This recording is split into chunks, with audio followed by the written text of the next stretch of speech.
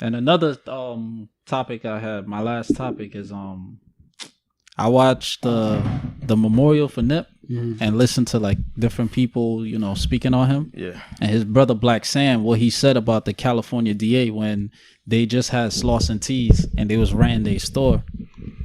The dude who owned the lot was like, yo, y'all gotta go because the DA is on me to like kick y'all out. Now, if you have a legitimate business, why would the California DA be on, you know, the person? That's just to show all this. And on top of that, LAPD been harassing his store, Marathon, since it changed to Marathon. And 2 weeks before he got killed, they had went up in there again. So it's like, you know, what's raided or like check for drugs and whatnot. Well, you never know. Right. That's what they usually claim. Right.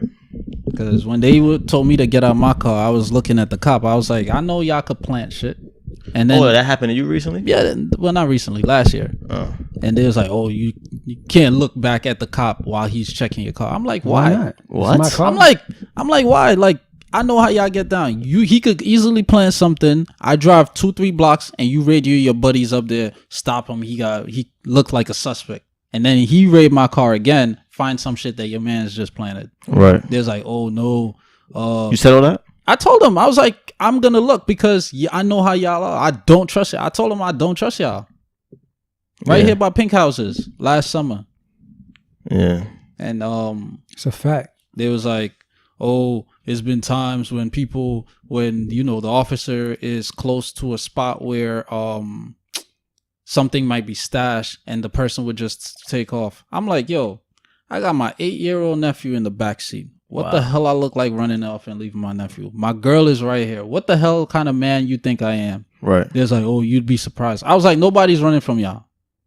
I kept glancing back. And then they claim... You was outside the car or in the driver's seat? Yeah, they took me out the car. They took me out. They searched me, all of that. Yeah. And took me to the back. Me and Mel, we was in the back of the car. I left. There's like, do you want your nephew outside? I was like, nah, he's good. He don't need to come out the car. You could search for whatever you need to. Then come to find out, I have my phone recording. Every time I get stopped, I put my phone to record. Yeah. Come to find out, when I'm watching the shit back, he was questioning my nephew in the car. You're not supposed to question a minor without, you know. Right. Before I even got out, I was like, yo, well, before they even started searching me, because I had like couple laws screenshot for certain, you know, scenarios. I was like, I do not give y'all consent to search my car. I said it like 2 times. Second time I said it, they was like, oh, well, when you commit a traffic violation, we are, you know, obliged to search your car. I was like, all right, what did I commit? There's like, oh, we'll tell you in a minute.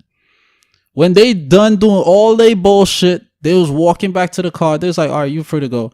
And then one of them turned back. They was like, oh yeah, the reason why we stopped you is because your back windows are tinted. I was like, those are factory tints. That same night, I just went home, put the heat on in the car, and took all that tint shit off. So now y'all have no fucking reason to stop me. But all that shit is bullshit. I went to the station after. I was like, this is what happened. I got video. I got one of them last name. I got all this proof. What can I do? They bullshitted you. The women was like, oh, unfortunately, you can't really do anything. There's like, you could file a complaint. There's like, you could file a complaint. I was like, okay, when I file this complaint, what is it gonna amount to? It's going to go like to the chief, really. And then I was like, all right, then y'all just wasted my trash. time. I was like, all right, that doesn't make any sense. And they just looked at me. I was like, I walked out. My somebody I used to deal with in LA, he had a situation. He was sitting in his car. He was I forgot what part of LA he was in. He was in his car with one of our homegirls. He was sitting there working on something on his computer. All of a sudden, he starts hearing on like a cop intercom, like, show me your hands. He's not digging nothing of it. He looks outside the window, like the street is closed off. There's 8 cop cars, and there's like 8 cops outside their cars with guns pointed at his car. What the fuck? So he's like, the fuck? Yeah. So they're like, driver, show me your hands and step out the car. He steps out. Actually, homegirl was driving, so she gets out the car first, and he's recording. And all of a sudden, they tell him to get out the car and walk backwards like this to their car. They got 8-9 guns on them.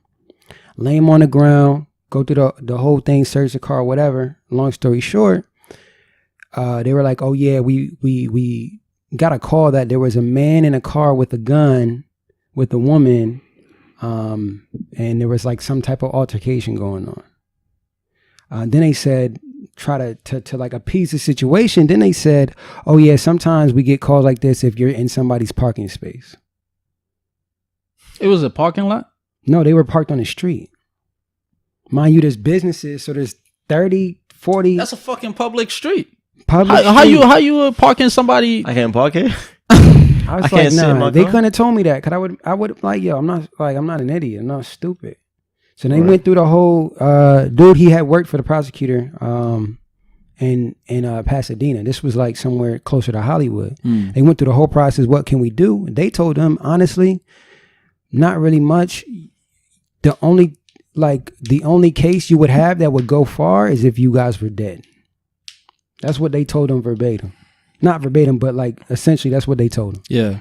They told me the same thing. Well, not if I was dead. They said if I was like hurt, some shit like that. I'm like, yo, y'all niggas is fucking retarded.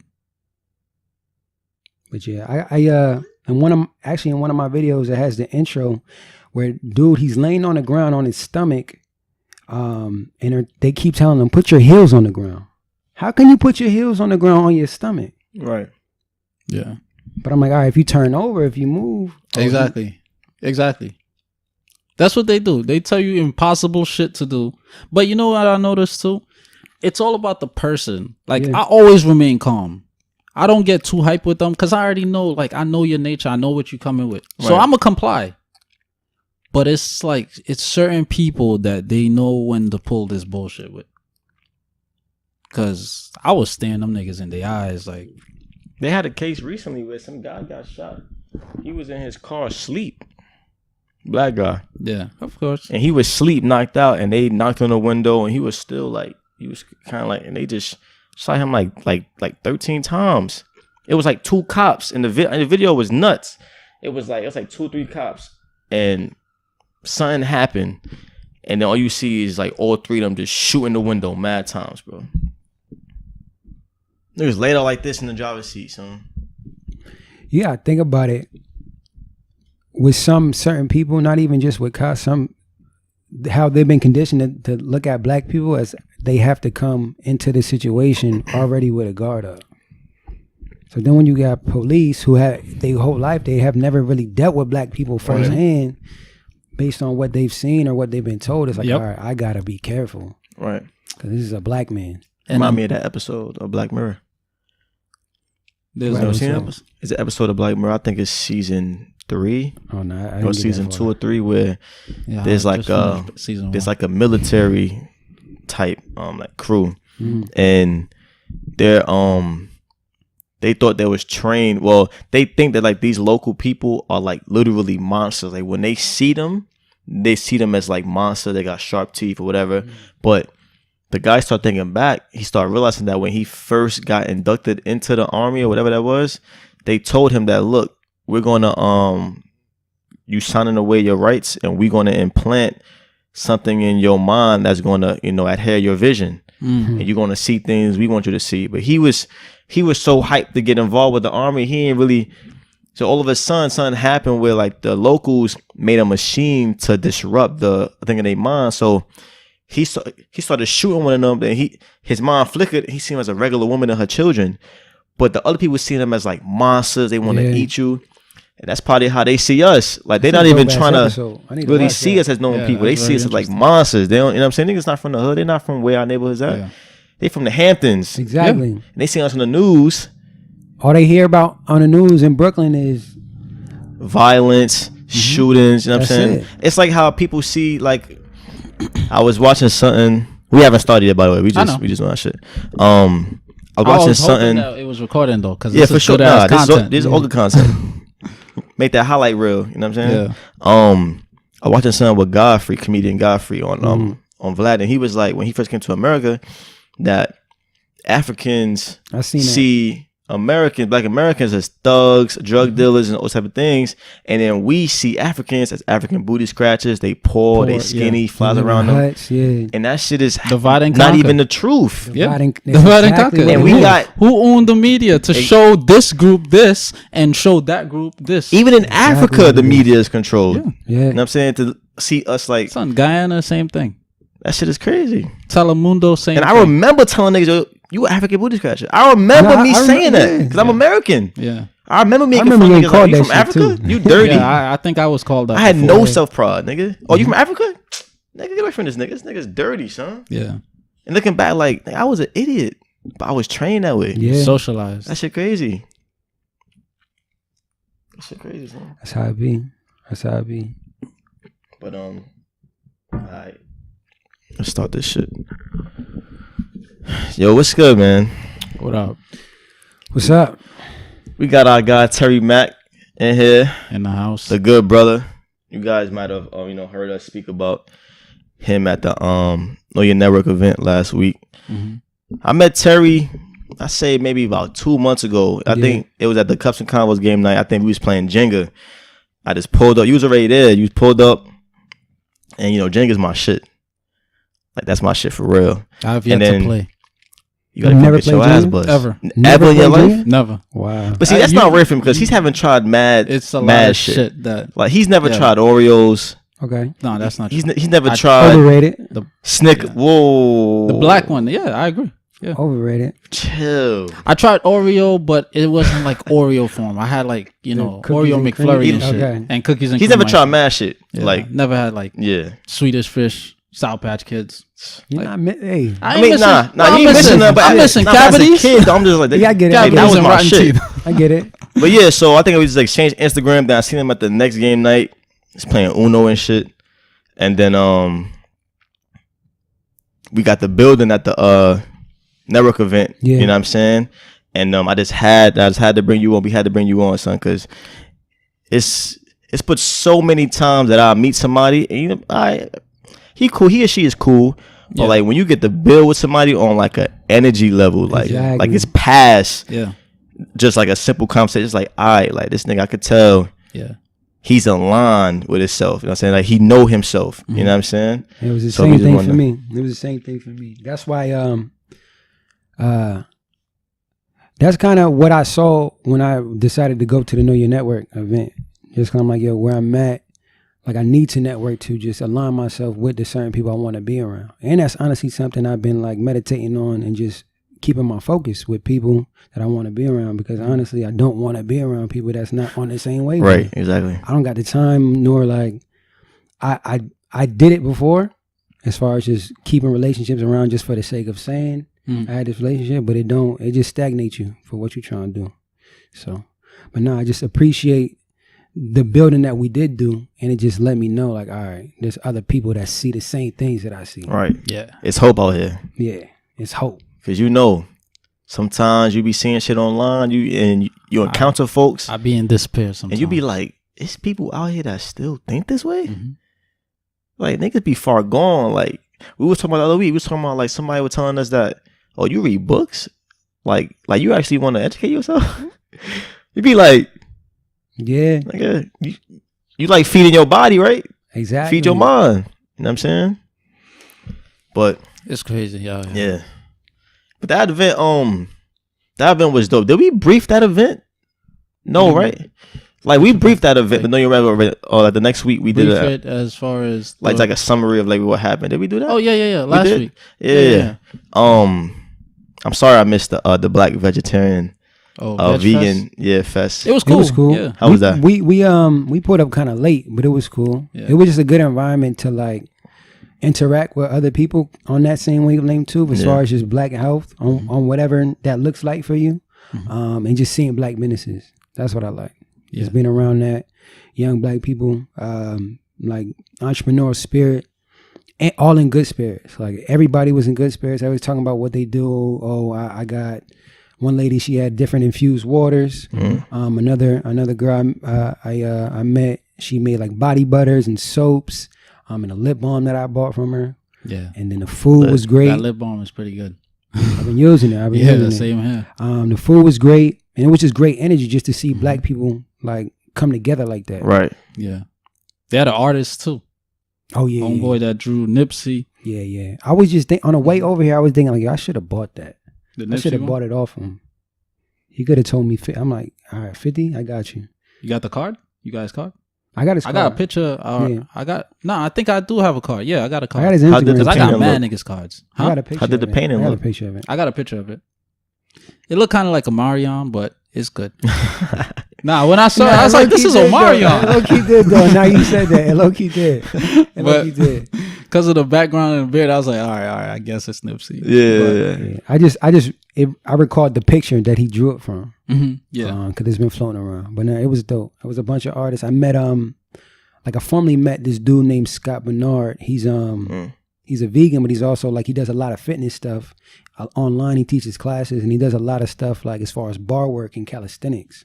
So I ran into him, and he's like a big person that I follow because I want to like, as I get back into working out, I want to prioritize like calisthenics because that's a whole different ball game. Yeah. I've been weightlifting since I was 16. Okay. Like calisthenics, that's a whole new world that I want to try to master. Basically, what that is lifting your own body weight, right? Body weight, yeah. That's my favorite. Yeah. I've been working out. Pull-ups is my shit. Yeah, I see the muscles. I see the muscles coming a little bit. You know what I'm saying? Yeah. But I've been trying to refocus my mind on getting back into eating more healthy. Like I don't really eat unhealthy, but I'm not gonna lie. I am someone that I like my bread. I eat a lot of rice. You know what I'm saying? I don't really eat a lot of potatoes, but when I do have opportunity, I add potatoes to my meal. It's just I don't know, man. Like he could tell you, like back in the day, we used to be like in high school, and then like we'd be on like Uvu and video chat and shit.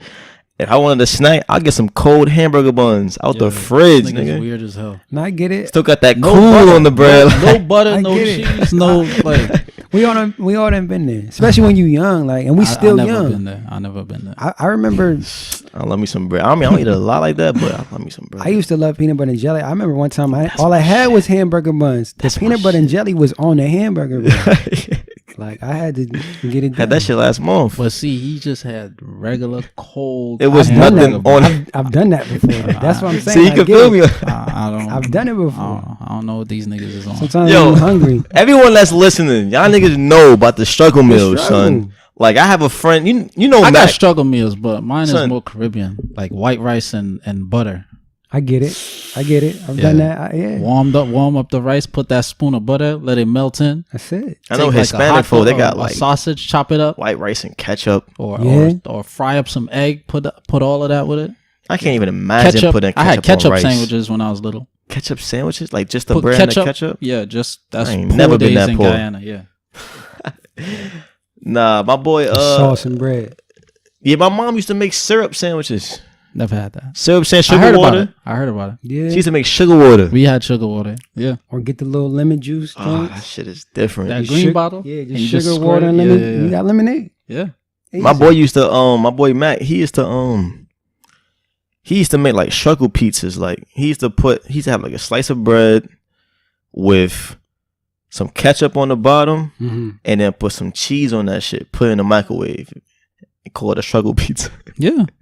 Innovative. Yeah. You gotta get creative. Yeah, man. We creative people, so we gonna make, like I used to, when I was staying with my grandmother one time, I remember my dinner was just oodles and noodles with sardines, and that shit was fire to me. Nowadays, I can't even smell it, but back in the day, I was like, yo, that shit is fire. Yeah. Put a little Old Bay in there. Now you got a little different kick. Right. It's different. I used to put Old Bay on my popcorn too. I learned that from my uncle. Old Bay, that's like a fish seasoning. Yeah, right? It's like seafood seasoning. They use like. I used to put chicken seasoning in my cup of noodles. Yeah. Looking back, I'm like, that shit was already like 300 milligrams. Exactly. Plus the chicken seasoning salt. Some Mrs. Dash, some adobo. It's over. That adobo had though. I used to saltines. I put the saltines in the noodles. Oh yeah, the saltine crackers. Yeah, them shits is hard. In the noodles. Yeah. With the you don't let them get too soggy, but let them like give a little bit. Soak up a little bit. I never had that before.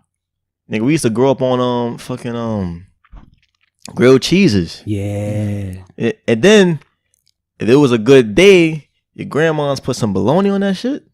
Yeah, that sounds good. Yeah, fried bologna. Fried bologna, of course. Fried bologna. Yeah.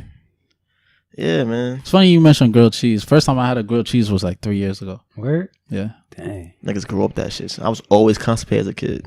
And I always wondered why when I take cheese, a shit, bro. shit be like rocks though. That cheese, like, bro. That cheese. Yeah. That cheese. And then, dirty. I was a kid that I used to go to the refrigerator at 3 a.m, stick it and eat it out the pack. It's like slices. Yeah. Sliced cheese. Like bite the middle, make a donut. No, I used to take some the weirdo shit. shit. The lunch meat. I used to take the lunch meat and the cheese and just roll it together Me and too. just eat it like that. Okay, No yeah. bread. Son. No bread. Don't let me have no salt. I'm dipping it. What? I don't need no bread.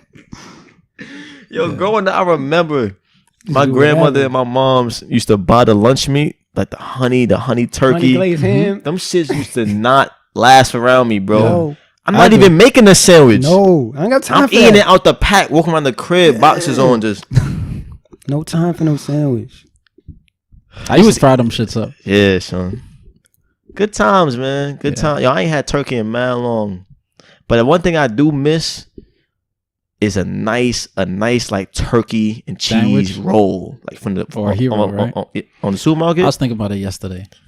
A nice like honey turkey, mayo and cheese. I don't even like the lettuce and tomatoes. My shit plain.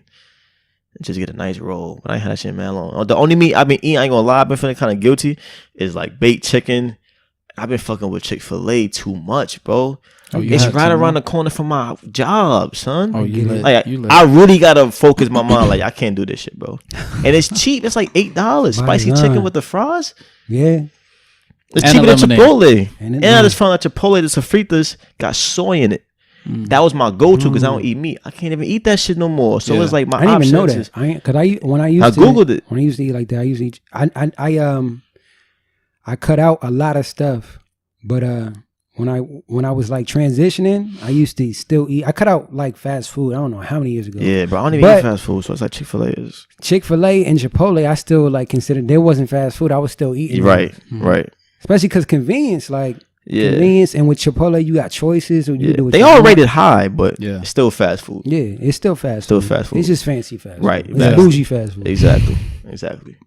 Like my boy used to work at Chipotle. He said like the oil they be cooking with, like so they reuse that shit. You know what I'm saying? Really? Yeah, they reuse it. He said the oil they cook with the brown rice, they put mad oil in that shit. Maybe I don't know if it's his store specifically, but he was a manager there.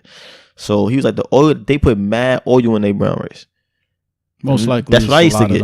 Brown rice, black beans, sofritas, nothing else. You know what I'm saying? But let's get into who you are, man. Who's Terry Mak? Terry Mak. I'm a student of life. That's what I like to say. Because I'm like starting to notice now, like especially recently too, a lot of people, and this is not new, but I'm starting to notice like people come to me for insight. And then when I think back, I'm like, yo, why you coming to me? I don't have my shit all together, but I'm just like a student. I like to learn. So then when I learn stuff, I like to share that information. So I'm a student of life. I make music. I'm about health. I'm about prosperity. I'm about peace. I'm a lover. But shit ain't sweet. Like I fight for love. You feel me? So that's a fact. So yeah, I'm about just like self-betterment in general. Yeah. So that's the short on me, who I am. So you said you into music. So where are you originally from, and like how you got into music? I'm from New Jersey. You know when I interview shit right now. Yeah, I'm from New Jersey. I'm from Morristown, New Jersey. That's North Jersey. North Jersey, South Jersey, two completely different worlds. I'm from North Jersey. I started making music, like seriously taking it seriously when I was about 16. Growing up, like my older brother and his like team, they had their thing, they was doing music. And I always wanted to make music with them. But my peoples didn't want me to be around them because they was into like street stuff and other stuff. So they're like, nah. Or you just too young, whatever they was into. Right. So my brother left Jersey. He moved to Philly. He left his mic in my mom's crib. So I'm like, you know what? I'm gonna start making music. I'm telling people, they laughing at me like, bro, you ain't never gonna make no music. Like, what? So I'm like, all right, cool. Cause I always loved music. I just never really devoted the energy to do it. So my I was 16. I was like a junior in high school. My first mixtape was like 30 songs. I didn't know how to count bars. I didn't know how to write structured music. Right. I didn't know how like to a 16, engineer. I was just rapping. Chorus. I didn't know none of that. My mixes was trash. But I put the tape out and everybody was like, it got good reception. That's why you really making music. And ever since then, I just been making music. Virtually kind of just figuring stuff out on my own. And I've been doing it ever since. I done been around the world. Had a lot of experiences, good or bad, however you want to take it. Right. All just learning experiences. So I love music. And it started as an outlet for me. Because honestly, growing up when I was a kid, I started writing poetry. Like, I couldn't even see myself making music. Because I'm like really mad reserved. Right. But then it transitioned into music when I got into high school. Just being around other people, older people making music. But yeah, I would say for the most part, I'm really just a poet. Sometimes I just got like mad rhythm with it. Right. Like and to be quite honest, that's all music is. Exactly. Yeah. Poetry over beat. Yeah. Right. Over instrumental. With different cadence. Yeah. You know what I'm saying? Different flows. Is there a specific genre of music that you make, or you try not to confine yourself to that? As far as rap. Well, I rap, I sing, I write all types of music. You sing too? Yeah, I sing. I've done a bunch of his EDM voice? records. Think of Chris Brown's, huh? Yeah. Yeah, so I don't really, because people be like, oh, yeah, I make conscious rap. I make trap you can't music. box me in. I just make music. Like right. If I had to put a label on it, it's lifestyle music. Okay. Because one thing I realized when I was younger, right, and I used to write music, I used to be like, yo, I want to write a song and not say I in the song. Like I'm always talking about me. And sometimes I used to feel like that was like self-centered. Mm-hmm. But then I realized I just really be reflecting on my life and music, and then people resonate with it. Like I really just talk about real life situations. And that's right. how I've won with it. So I'm like, yo, this is just lifestyle music. I'm just really talking about my life. Like everything I say, I could tell you a story about everything. Like I'm not just putting right. like, oh, I got kicks like Luke Kane. Yeah. I'm nice like right. I'm nice like somebody who's not. I got heat like heaters. I'm not just like using words. Yeah. I don't even. Right. That's why I don't crank music out so much, because it got to come from life. Not to say there's anything wrong with people who just are good with words and just can put them together all day. That's just not like. But it's a plus for it to be genuine. Exactly, yeah. And not to say that's not genuine, but it's just that's not like where my art comes from. Like I can't just sit around like all day and just write like, yo, X, Y, blues. Like, I can't do it. Right. But I could tell you, oh, I woke up today and my energy was feeling different and I got to think about what's going on in my life. I can give you music like that whenever it comes. Mm-hmm. So that's what I prioritize with the music.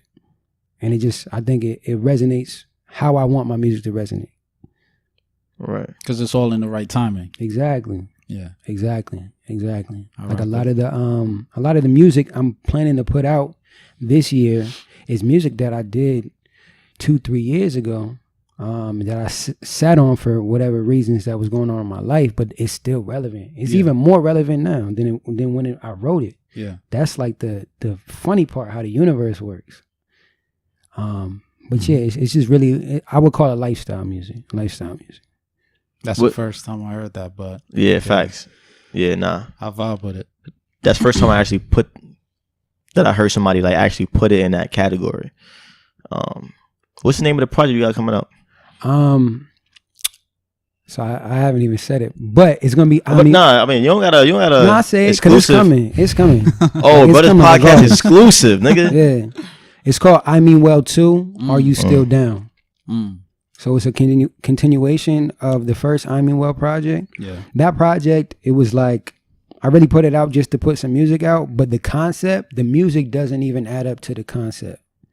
So the concept of I Mean Well is I'm in a place in my life where I'm more aware of myself and what's going on. So I am making the proper steps to like move in a different direction. And regardless of how a person may feel, I mean well, but with some shit, I just don't give a fuck. Right. Or this is how it's got to go. So with part 2 is I Mean Well, Are You Still Down? I've been away from like the music scene for a while. I've been away from certain circles I was in for a while. Right. And it's basically saying, this is where I'm at. This is what I went through. This is where I'm at. Are you still down? Like, let me gauge where your actual like genuine love is, or were you just down with the position I was in? Right. So that's where the music's coming from. So I see why, not to cut you off, but I see why Three's Company wasn't too much of a fave. No, that song. So if you listen to the song, because it didn't correlate too much. Not at all. In the song, I said I'm 23. I put that record out when I was 24, 25. Mm-hmm. Or I said I'm 22, 23. I put it out when I was. Can't remember the age you mentioned, but I was the verse. I did the verse like 2-3 years before the project even came out. Mm. Okay, so it's a totally different like narrative, totally different mindset, all of that. Yeah. So, but I don't regret putting the project out because of the lessons I learned as far as trying to put that type of project out. Like we did, that was the first project that I was producing music that I put out. Like I was literally playing those keys on my laptop. I had just moved to LA. I didn't have a job. I didn't have a car. I was sleeping on the floor in a 2-bedroom, 1-bathroom apartment. It was 4 of us. And me and this dude I used to run with, we was sleeping on the living room floor. And I'm just like, I'm just glad like I got a new opportunity. Yeah. So I was I had a label situation, and that went bad. It didn't necessarily go bad for me because even before I was in that situation, I was always self-sufficient. Mm-hmm. Like I always wanted to be self-sufficient. So I really only got into that label situation to learn how to run a label. And I definitely learned how not to run a label in that situation. Right. But that went bad. So I was kind of just a free agent on my own. I'm like, yo, like I'm a workhorse and I feel like I'm not putting nothing out. I'm stagnant. So let me at least put something out. So I had like all these old records, and the producer who I co-produced it with, I had just met him like a month before I moved to California. Mm-hmm. So we didn't even have a time to sit down and really build like firsthand. Yeah. So I'm like, all right, cool. This is what we gonna do. I'm gonna take all these old vocals. I've never produced like full length project before. I'm gonna sit here and play all these instruments. I'm gonna send you the vocals and the instruments. You add some drums, make it knock, and we got a project. And that's what it was. Okay. So it's I appreciate the lesson, but the music is like sometimes I cringe. I'm like, I can't listen to this.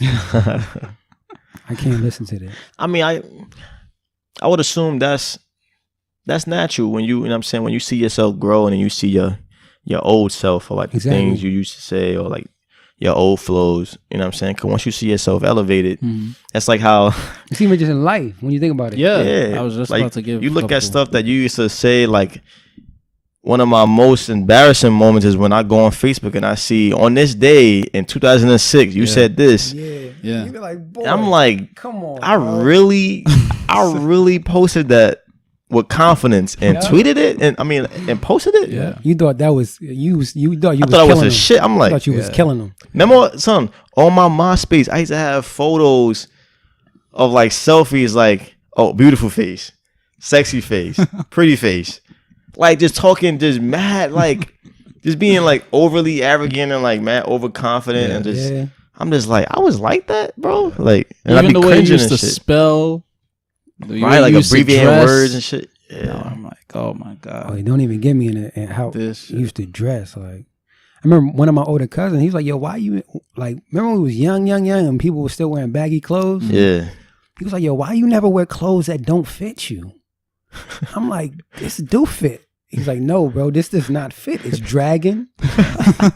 You got to lift your shirt up to get to your pocket." You took it to a whole new level. Right. I'm like, yo, this is just it's not. He wasn't wearing his clothes. It was like baggy. But I was also wearing hand-me-downs too. So it was like, it wasn't mine. It wasn't even mine, but I'm going to rock it. I'm going to make it work with confidence. Right. But he had a point. Ever since then, I was like, you know what? That's when I learned, like, I'm not following no wave with how people dress. Right. Because we were still wearing tall tees. I'm like, nah, this is dead. Tees was down here. Nigga. I remember having a hoodie. Remember the hoodies that when they kind of like zip all the way to the front? Yeah. I had a I never got one of those. Bro, I bought a couple of those on like Dr. J's downtown Brooklyn. Thought I was a shit. I brought it to school. I'm fucking, it was right here, bro. Remember Omavi jeans?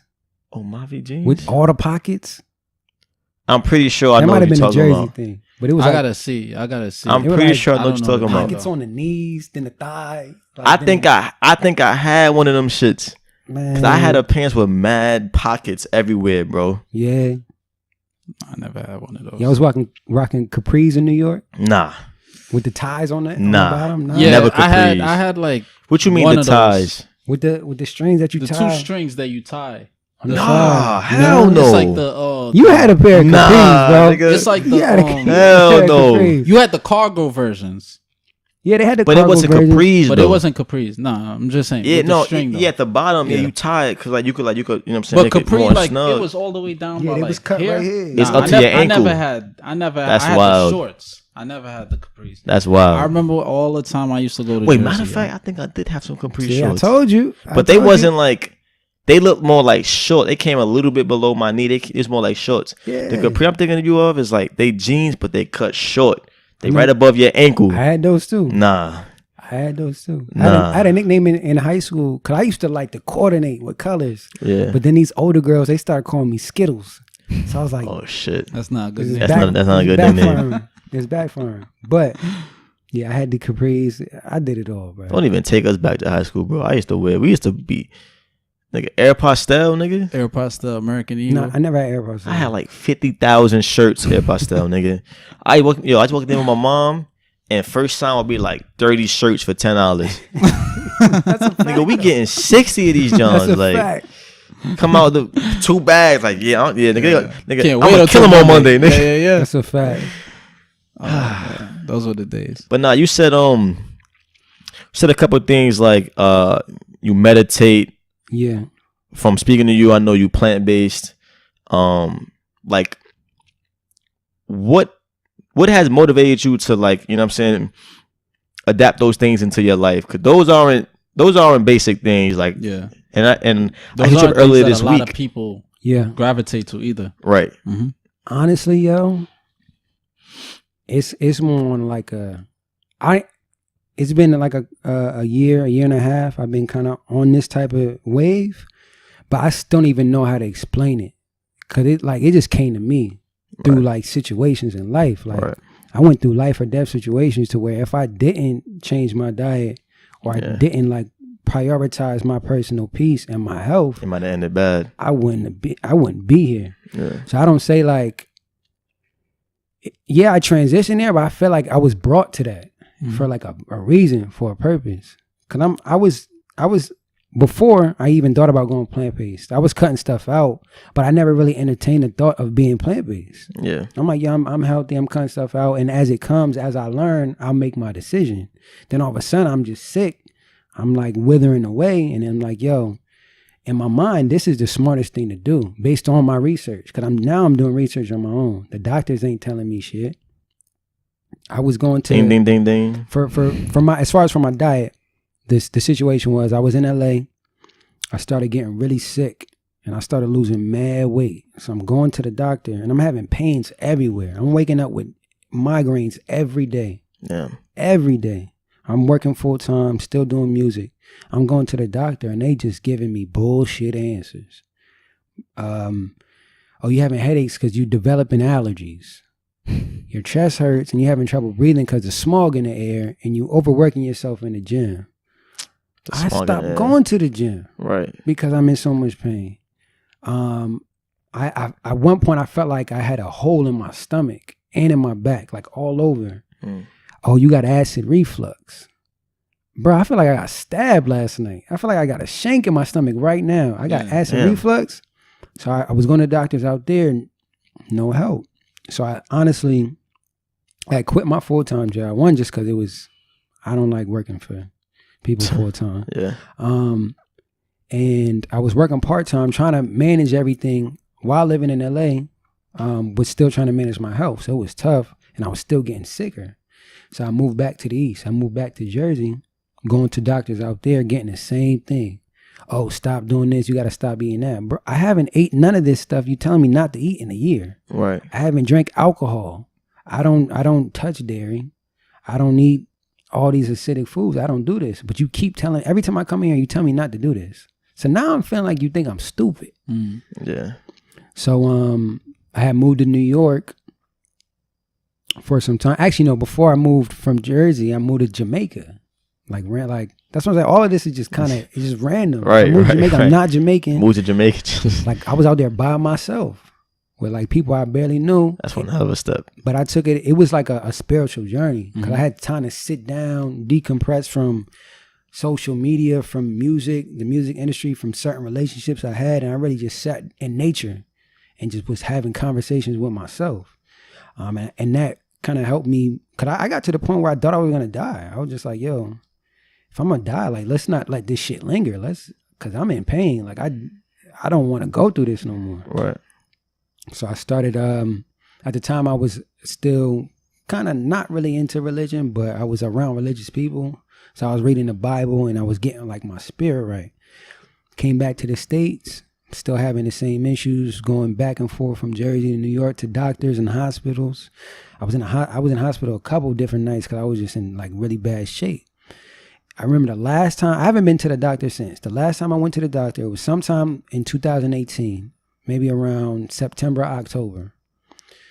I went in there. This is after months of blood test and stool test, MRIs, like CT scans. I was having issues with my right larynx. I had partial larynx paralysis. My voice was going out. I was losing feeling in my legs. I barely could walk. So this is after months of all of that. I went to the doctor and they said, all right, now we're going to check you for HIV. I said, yo, I've been doing blood tests for all this time, for the last 6 months. Right. Now I should have been detected that shit or told me that I was negative. Took a portion of my blood and was like, yo, let me check this shit. Maybe. So from that, I'm like, all right, either y'all don't know what y'all doing. They don't know what the fuck they doing. Or you just sending me on a bullshit ass runaround. And then when my spirit starts to feel disrespected, I'm like, all right, cool. So I don't even know what it was. I just stopped going. So I was, I just started doing more research. And I was already like kind of plant-based then. Because when I was in LA, the last piece of meat, I had some turkey. I think I told you I had some turkey chili. Yeah. I woke up the next day. I had a crazy fever. I was throwing up, shitting all day. I couldn't even go to work. And I didn't touch a piece of meat after that. Because the next month after that, I couldn't eat. It was just water and applesauce. That's all I can get down. And I was going through a lot of different pains. So fast forward to the last time I went to the doctor, I said, you know what? I got to take it upon myself to really do my research and learn, because I feel like if I keep going to these doctors, I'm going to end up like, I'm not going to be here. Yeah. Right. And I was telling, I remember when I moved back home to Jersey, I remember I had a conversation with my mother and my grandmother. So I said, yo, I feel like I'm about to die. And she didn't know what to say. I said, I honestly feel like I'm about to die.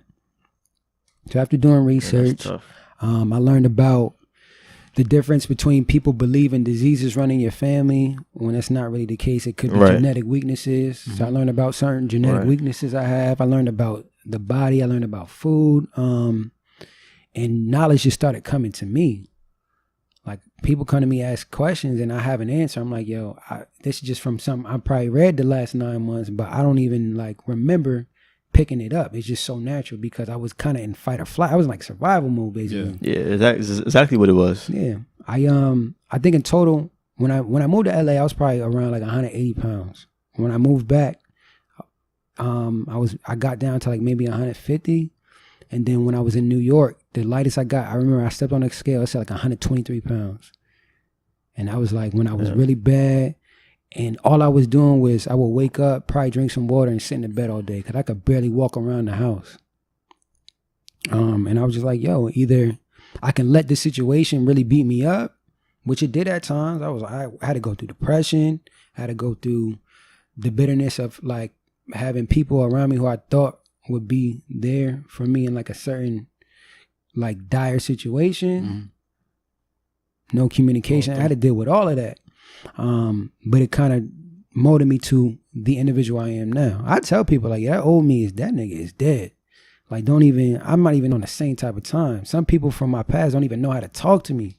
Right. Cause my mind's not on the same thing. I'm focused on completely different things. Right. It's completely different. So I say all that to say I don't regret none of it. And I'm still healing, I'm still learning, because I'm still dealing with certain things that I deal with, but I don't regret none of it because it sparked like in my spirit a new type of strength and a new direction. So now it's just on me as far as accountability. If I want to go back to certain old ways, I already know the consequences. But if I do, I can only be mad at myself. Exactly. Knowing what I know about my health and about my body, and about like what I need to focus on. 1000%. Can you by any chance like pinpoint like when, well, what may have caused like this gradual deterioration with your body, and around when? I I remember it might have been the summer of 2017. I remember I was at work. I took a lunch. Mine was LA, so it was hot. I remember I had a tuna salad sandwich.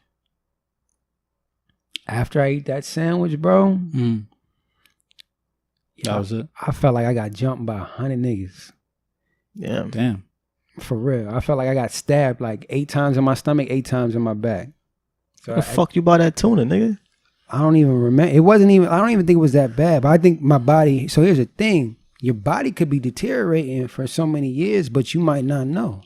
And something may have caused it to just get to that something point. Just was like a catalyst. Exactly. In a sense. Yeah. So mix that with it. It was a lot of stress going on. Just trying to maintain like my life and just transitioning with my life into like my next chapter of manhood and relationships with people and maintaining with music. So it was a lot of stress.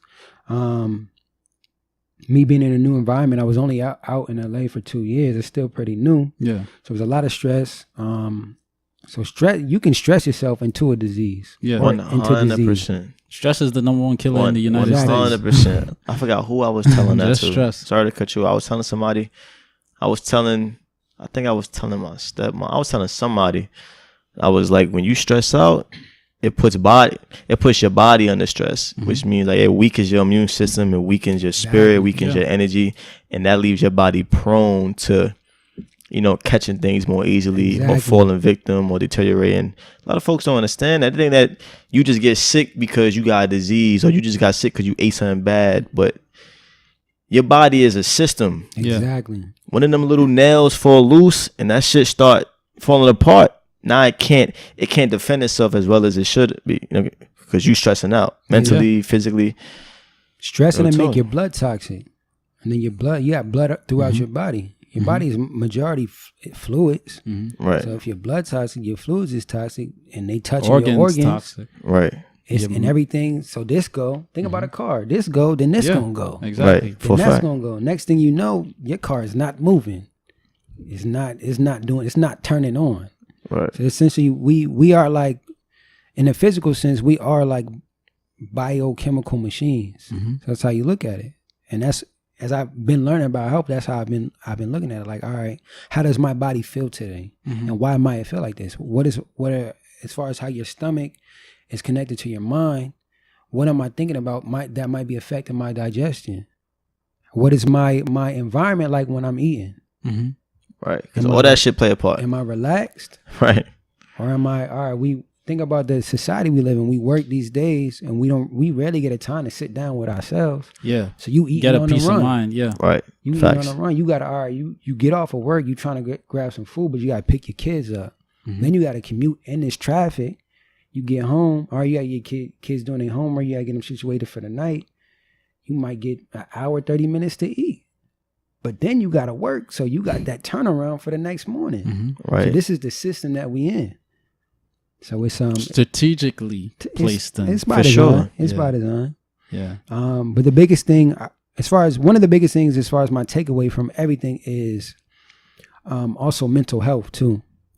Because one, I feel like that's not talked about enough, especially with Black males. For sure. It's not. And we are, not everybody, but for the most part, we are kind of conditioned and taught to, all right, boys don't cry. We just stick your chest out and deal with it. Nah, you're right. That's a global thing. Yeah. Yeah. Especially for Black men. You show your emotions, you're weak.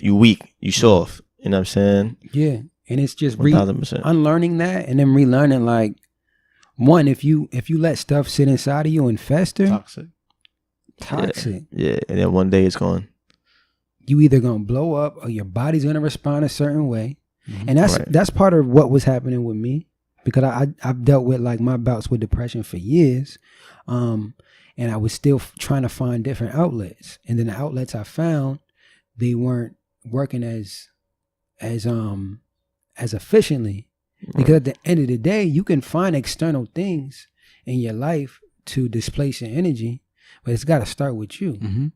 That's just suppressing it. It's just suppressing it. External all right, so you factors, mad? Yeah. Homies is mad on the block. What we do? We gonna cop a bottle. Mm-hmm. We gonna roll some weed. Right. I don't feel that I don't feel that depressed energy right now for the next few hours, but I'm gonna wake up and damn, I might be depressed because I spent all my money in the club. Right. Yep. Exactly. So it's just compacted on top. Exactly. But if you had time to, all right, let me sit down and really reflect with myself and reflect on these emotions and not try to just throw them away. Let me go through them. Why I feel this way? What can I learn from this situation? Go to the root. Go to the source. And that's in my period when I was away from the States, and when I came back, that's what I started to do. And I continue to do with the meditation to bring it back to that. Right. I meditate too, because sometimes I'm always in my head. I'm really analytical. So I'm always thinking and trying to control everything. Same. So sometimes I'm like, yo, you got to sit down and just breathe and listen. Listen to your own intuition. Like, stop trying to logic everything out, because you can't control everything all the time. Yeah. So I sit down. That's me. I get my breathing right, because breathing is important too. A lot of the times, breathing and water are two of the most important things. You might be having a headache or be in a mood because your brain's not getting enough oxygen. Yeah. Because you're not breathing right, and you don't have water to carry these different minerals and nutrients throughout your body. Right. And it's like like we can laugh because it seems so simple. Yeah, but it seems simple. Yeah, about. But that's some deep shit. Yeah, it's still stuff that like I'm still reminding myself. So like, to bring it full circle, I just feel like everything I went through was for purpose. It was some dark times, bro. It was some dark times. We glad you made it out, my nigga. Yeah, I'm very. And you had and I say this all the time, and I was saying this to other people, and we always say about people too, is like, folks be going through shit and they damn near know what to do. Like folks that, I ain't gonna let no names, but I have people in my family or people that I know that are going through real life health problems. And they'll have somebody like me, or they'll know information, but they just will refuse to, you know what I'm saying, alter their lifestyle to, you know what I'm saying? Like how you knew that the plant-based diet is the best option for you. And it was, you know what I'm saying, because you're still here. Some folks know that, but they like, how the fuck I'm gonna give up all this food that I love to eat? But nigga, you ain't gonna be here to enjoy that food if you don't fix what you gotta fix. Or if you don't, you're gonna be living in agony, because your body ain't gonna be 100%. Ain't gonna be 80%. Yeah. You're gonna be living off 50% just because you wanna enjoy some fried chicken on Fridays. Yeah. You know what I'm saying? One thing with that is just, cause I think about that with family and stuff, and I'm still learning the dynamics with relationships, especially with people like I got a lot of love for. I want to see them, but it's just some I picked up from just people that I study from. It's like, you gotta let the world be the world. Like people make their own decisions, but at the end of the day, I always tell myself I want to take accountability for whether it's a blessing or a lesson in my life. I want my credit, whether I go down or I go up. And at the end of the day, you got to look yourself in the mirror. So if you're being honest with yourself and you're like, yo, if I know this will help me, but I haven't taken the proper steps to go this route, who can I be mad at? Right. That person in the mirror. That's it. Yeah. That you can't be like, oh, well, you should have been. Nah, because it's right in front of you. It's right in front of you. So, but you got to let the world be the world, because it's not an easy route. It's not. They take everything it's not at all in your own hands. It's definitely not an easy route. And I truly believe, I truly know that when certain predicaments like that arise in somebody's life, is because you are abusing a certain aspect of your life a little too much. And it's the universe's way of humbling you, because everything is energy. So, and this is why like you say, like you see how you was like you don't know where certain things came from, whatever. A couple years ago, I came up with this term, and I told my brother I refer to it as divine intuition. Yeah. So it's like you just sitting there, and something is like go do such and such. And when you do such and such, like 3 other positives come out of it. And it's like, damn, I could have just been sitting in my room or sitting at home and I never would have met y'all. I never would have did this. I never would have, gotten this opportunity. So it's like, that's what prompted me. Like I told y'all before, that's what prompted me to live that year of just abiding by whatever popped into my head first. And I plan on, I mean, it's not like I deviated too much, but it's like, I know sometimes something would pop up and I'll be like, all right, I'm gonna do it. But then ultimately I forget. So it's like, I need to revert back to this. You know what I'm saying? Because it's clearly something positive. It's clearly, this wasn't even a trial and error. This is trial and like success. You see what I'm saying? So why should I deviate from this path of success? You know what I'm saying? Right. But this is what prompted me. That is what prompted me to,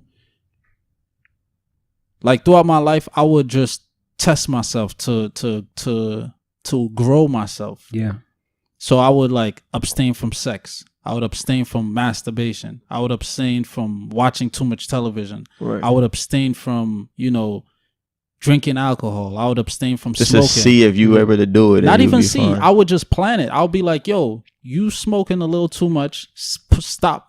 And I would have weed in the house. Yeah. I would have, weed in my vicinity. Yeah. Because I don't want people to be like, oh, this nigga got weed all up in the house or whatever. Nah, man, it was Cleveland. But I would have like weed right there, and I'm like, yo, I'm good. Like, this self-control, self-discipline. Exactly. And the main thing is like, it is self-control, but what a lot of people fail to realize is you can be a slave to any single thing. Exactly. You could be a slave to people, or you could be a slave to substances. You could be a slave to your belly. Yeah. You could be a slave to thought processes. That too. Yeah. I know certain people, and there's certain people right now in my life that I have a level of love for, but I had to let them know, like, yo, this dynamic, you kind of have to step back, because I'm noticing you are a slave to a certain way of thinking. Yeah. And you're not, verbatim, I've told them, you're not doing the work to get out of it. This is so much of a comfort zone that you kind of want to stay there. Yeah. And I can help you help yourself, but I can't do the work for you. You're a slave to putting yourself down. You're a slave to looking at the glasses half empty. Yeah. Right, being right. Yeah. Pessimistic. You're mindset. A slave to talking about yourself in a certain light. As far as saying, oh, I can't do this, I'll never do this, or this always happens to me. And then that's disregarding the power of words. Because 1,000%. words are extremely powerful. Extremely powerful. So that, like you're right, you could be a slave to anything. And I can agree. I would say for myself, I was kind of always that way. To if I saw something, I always wanted to be able to better myself. And I didn't want to be a person that was just like not honest and genuine with myself. So if I'm bugging, I want to be able to be the first person to tell myself, like, yo, you doing a little too much. So with alcohol, weed, everything, I've sat down and like, yo, let's not do this for the year. No matter what anybody says, I don't care. Like, you're not me. You can't put a blunt to my mouth. Exactly. Yeah. Right. So why? Like, yeah. why do Close I care? family, like, yo, you know what I'm saying? Like, come nah, on, good. just one drink. Bro, No, I deal with that shit. I'm good all the time, bro. Maybe Because I don't drink or smoke. Yeah. I mean, I've vaped a couple times as of late, but for the most part, I don't smoke. And when I did vape, it was in the comfort of my room. I'd rather not vape in public, just for my personal preference. But as far as drinking, not my thing. But like whenever I tell people that I don't drink or smoke, they like, what? Like, what do you do for fun? You're boring. You have fun? Like, what you be doing you out? I'm like, that's very telling that you think that I need that to have fun when I'm more turned than you when we go out. Exactly. You the one in the corner. You rely. I gotta babysit your ass to have confidence. That's it. That look of courage. I've heard people say, "Damn, I can't go out unless I drink." But let's unpack that though. What does that really mean? What does that mean? I'm glad I had that conversation. Like, bro, you really need to buy this bottle. Like, we can't just have a good time. Like, is our energy not enough for you? Exactly. Like, are you? Or is your energy not enough for you? This shit too low. What's that mean? And this is it's a false upper. It is. Exactly. It is. Yeah, because it's temporary. Like, whatever you doing to drink or abuse a substance, maybe you're going through depression, maybe you're going through, you know, certain traumas, PTSD, maybe you're going whatever, maybe you just want to anxiety too. Yeah, anxiety, all these things. Understand that that's not a solution. Yeah, you coding over your problems, but the problem's still gonna be there tomorrow. It's going to disappear at one point. Yeah, and that's why you urging to get high again, because you know that when I get sober, I gotta deal with this reality again. You know what I'm saying? And I was just gonna mention that whole like with the in terms of smoking or whatever. Like I know a couple people, like as soon as they wake up, they gotta smoke. I'm like, I just told my mom what wake and bake means. Majority, she didn't know. I just told her this morning what wake and bake means. She didn't know what it means. Like I can't do that. Like yo, when I'm out, I need to be alert. I need to be vigilant. Like I can't be slouchy. I mean, even though like you always tell me like I hold myself, you know, well or whatever. Yeah, I'm well composed. But at the same time, the sharpness of my mind is not there. It's not there. Right. And I know that for a fact because I could feel it. Yeah. You see what I'm saying? So it's like then you trying to overcompensate. Exactly. Now and then when you try to overcompensate, people gonna be like, "Yo, you good? Like you keep looking around a little too much." Right. Because you know, if you regular, you could just you just use your eyes or whatever. You catch but when you gotta. That's how niggas get caught slipping. Yeah. So this is why I always say like, I burn when I'm at home at night just before I go to sleep. Yeah. Yeah. Cooling. I'm good. Yeah. Majority of the day, I'm good. I love Abdalla. Right. Yeah. I'm my own biggest fan. Yeah. Facts. Like that's really the root though, because it's a lot of it. All stems from like self-love and your view of yourself. Yeah. So for instance, dudes be out, I gotta have a drink before I can even approach these women. But what that mean? Like, do you not have confidence enough in your right? Your genuine person, your personality, your vernacular, that conversation. Why does this drink that is gonna suppress and numb certain things in your body? Like, why do you need that? Right. Why do you believe you need that? Because you don't need it. Yeah, you don't need it. And I used to deal with a lot of like depression and anxiety and views, like my perception of myself. I used to drink just to like feel regular in circles of people. People didn't know I was drunk. But I used to do that just to be able to maintain, because I didn't know anxiety. I didn't know how to deal with it. But then when people started telling me, "Yo, how come I've never seen you drunk?" I'm like, "Yo, I was drunk the last time you saw me." Like, what do you mean? Right. But after getting like situations like that, I'm realizing like, yo, I'm not doing this for the right reasons. Yeah. So just being able to be reflective enough for myself, I'm like, yo, that means I need to cut it out. Right. Because I don't ever want to just be doing something as a crutch. Yeah, and you got to unpack that. Why do I have to drink to get to this level of being normal and being, you know what I'm saying? Confident. Just being present. Like, why when I'm around these people, I'm like, maybe have anxiety, or I'm like, you know what I'm saying? A lot of folks don't unpack that shit. Yeah. Yeah. And the next thing too, if you're using it to, you know, be more comfortable with women or around women, one of the things that you got to maintain is that comfortability, because when you sober up, and she's around the real you and you can't hold a conversation, you don't know how to, you know, start up a conversation. Right. And she's like, "What's wrong with you?" Yeah, like, you wasn't like this the other day. You wasn't like this. I was high the other day. You was like, right. And shorty at the crib, and you now you feel the need to pop the bottle, and then you might close your door right there. Like, what type of party is this? I just came over to talk, bro. Exactly. Right. But you have, in order to, like, I've seen situations like that, or I've had like some of my female friends said like, "Yeah, I went over there." And he was like, "Oh, do you want to go to the liquor store and get something to drink?" And it's like 3 in the afternoon. It ain't that type of party though. We just here to chill. Can we just interface as just people? Like, I want to get to know you. If we can go out for a drink, maybe another time. Yeah. But that's not like why. That don't need to be the foundation. That's very telling. Yeah. Because we had this conversation countless times where like I grew up around a lot of niggas that like in high school. Like, I lost my virginity at 17. Yeah. Mm-hmm. Some folks would say late bloomer, some folks would say early, right? I think my shit was right on time, right? But like, I remember going through high school, even my late years in junior high school, girls and boys was like, "Yo, you ain't got no pussy this summer? Like, you ain't, like, you 14, you ain't got no pussy?" Yeah. Looking back, I'm like, I was 13 hearing this shit. Like, I was 12 hearing this shit. You know, pussy into the teens, right? Like that's I'm like the first teen. I just started seeing like sperm come out my shit. Like, yeah. Like, you know what I'm saying? And niggas like, yo, I fucked a girl in the bathroom. I'm like, bro, you're like 12 years old. But when you younger, everybody seems old to you because you're the same age. Yeah. But looking back, I'm like, we was dead ass adolescents, like preteens. Niggas just fucking in the bathroom in junior high school. So looking back at it now, even my cousin, I spoke to guys like that. They feel prideful when they fuck like women and stuff like that. But the way they doing it, looking back, I'm like, you was doing it when shorty was halfway drunk or like she was high and like you had to spend money. She had to get inebriated.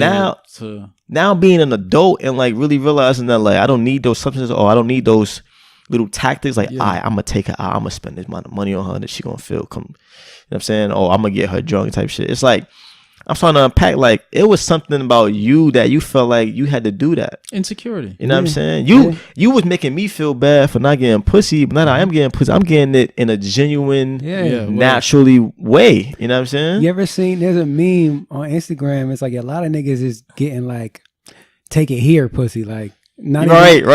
Like, here, nigga, damn. Like, fuck. Yeah. That shit don't feel good. I'm pretty sure it don't feel good, bro. When a girl just like, all right, here, nigga, damn, bro. Like, you fiending for it here. I used to have niggas in my ear. Cause me, I'm like a no means no, and I'm cool. Like, we can shit. Like, all right, you know, like I'm Same not way. pressing. You want to play some Call of Duty? Yeah, right. But I had niggas in me like, yo, you sure? Like, you asked enough times or you tried hard enough? I'm like, bro, like, why am I supposed to? Like, you sure? Like, come on. Don't hit her one of those. Don't hit her with a come on. Like, what? I'm gonna feel silly. Yeah. Come on. What? Yeah. You feel comfortable? You ain't gonna fuck me? Like, you really came over here and for nothing? You fucked Jamal. Look. Oh, see? That's another. That's not even. That's another can of worms. Because I came across. Yeah, I've never had that experience, but I've definitely. Is real. Yeah. That dirty Mac. Like, you really gonna fuck with this nigga? Like. What's funny is when you like, if it's a chick that's like solid, and then she come back and be like, yeah, he brought up your name. It's like, yo, we both had that experience. You didn't have to do that. He didn't have to do that. But and then she's like, yeah, he was a clown. He was like, yo. And they always come out looking like a clown. Yeah. You think this girl gonna be impressed with you? You by down in my name to get her pants. Always. That means that you not staying on your. I'm saying on your fucking stature and you can't get her on your own merit. Exactly. You putting down me to make you look good. You think she don't know that? And men, like, niggas need to, not even men, niggas need to realize that women are not this like very dumbed down species of human beings. They very aware. You could just say whatever and she's like, okay, yeah. Like, they're applying their own critical thinking too. Their mind is ticking too. Why you come talking about another nigga? She like, all right, he talk about this nigga. If I let him hit the pussy, he gonna go spreading this shit to whoever. You see what I'm saying? Patty. Mm-hmm. So it's like, women are very aware, or bro. even on the level of, all right, he talking about this nigga, but I see him hanging around with this nigga. Exactly. So what does that say? Another thing so too. what type of dude are you? Like, no loyalty. Right. Women are very aware, bro. Like, some of these niggas, they might get over on young chicks. Like, I just ran into an associate. I wouldn't even call him a friend. I ran into an associate. Me and the homie was out. We went to this party afterwards. We went to some bar, and I ran to this guy that I don't really associate, but you know, I was with the homie, so he was going to check with him. So I tagged along. And he was on. We speak about girls. Oh, we went out to the party, and I was like, nah, it was a cool vibe. It was cool. It was like, we was chilling. You know, it was women there, but you know, we were just chilling. That shit. He was like, yo, y'all left without getting no numbers. I was like, yeah, like, I don't care about that shit. I can't have a good time. Yeah. Like, we just said chilling. If I got a number, I got a number. If I didn't, I didn't. It's okay. Like, yeah, life is not about right. So he was like, nah, bro. If I paid that money, it was $10. If I paid that money, I would have made sure I was leaving with a couple of some. I'm like, all right, that's great. I walked away. Behind me, he said some shit, and then I think I asked him like, he asked me like, what's the lowest age I'll go for girls? I said, to be honest, bro, I'm 26. Lowest I'll go to even mess around with is probably 21, 22. Yeah. He was like, he's 25. The lowest is 17. Nah, That's the legal age. Yeah. That's But not still, the lowest. That's the legal age. I said, be 41 I literally said that's Yeah. the legal age. He was like, yeah. I said, bro, you don't feel like that's a little weird that you tackling children? A little R. Kelly. Yeah, that's like a little different, bro. that's very telling though. That's a high school senior. That's very telling that like maybe you're someone that you don't like tackling challenges. Exactly. You don't like stimulating your mind because it's no challenge to manipulate a child. It's no challenge at all. Yeah. I think we all probably know. I don't maybe not a number. We all know a few individuals that's like that, and it's just 100%. like And I look at them weird, like weird. you're a grown man, bro. At some point, you got to start telling. You said you won't do these things because you like challenging yourself and seeing you got the discipline to see. All right, I'm not going to smoke. I'm not going to drink. I'm not going to have sex today. I'm not going to have sex for a whole year because I want to see if my brain, my capacity can reach that height. Some guys, some people in general, they don't. Like you said, they like being complacent in their comfort zone. Yeah, I'm comfortable fucking with 17-year-old girl because I ain't gotta say much. Nope. You flash a little shit, go to the movies, I already some know calm this shit. game. I know Movies, this game. McDonald's. She It's impressed. it's like you on varsity, but you like coach like just let me play with JV like Exactly. Yeah. Perfect analogy. Easier points. easy. Right. And it's like You get no badge or honor for that. I don't, and I try not to dive into people's like intent or other people's psyche because I just don't know and I don't care, and other people just be in whole different worlds, and that's your world. But sometimes I sit back and I'm like, yo, how you feel? How you feel like the man? Like how do you feel like the man? Because if you write it out on paper, this looks like a bunch of fuck shit, bro. Right, exactly. But then you gotta think about people don't be honest with themselves. Right. It's just, oh yeah, shorty sharp. I got this little sharp shorty, you know what I mean? I got her through. Like, my game is crazy. Right. Bro, she a child, bro. Right. She happy that you took her out to eat. Right. Oh, better yet, even if she's not a child, she's a woman that maybe she's scorned. Yeah. Maybe she's at a very low point in her life. You caught her. You knew you couldn't fuck with her last year when she was striving and shit. Yeah. Now you see her on her last leg. She low. All right, this is my chance to get at her because now her self-esteem is low. She insecure. It's those type of niggas, and that's really a reflection that their self-esteem is low. That's really what it is. That's really what it is. Because with like the older men that I was around that I like had a level of respect for, just having them in my ear, I always respected like, yo, I met this chick and I knew like it wasn't gonna be just easy, but I like that. It made them want to be in that situation. Right. So that's like the type of women I like. I like women like. Don't just give it to me. Hell no. Because then I'm. Everybody got it then. Nice to meet you. Right. But it's like, all right, what it like? I'm into what are you doing? And you got so much going on, and like your table is set. Yeah. I gotta come with some shit to sit at this table. Yeah. Right. It's like, all right, cool. Then I'm fucking with you. Right. Because then, all right, it's reflecting back on me. How do I see myself as a man? Where am I positioning myself as a man as far as the people I want around me?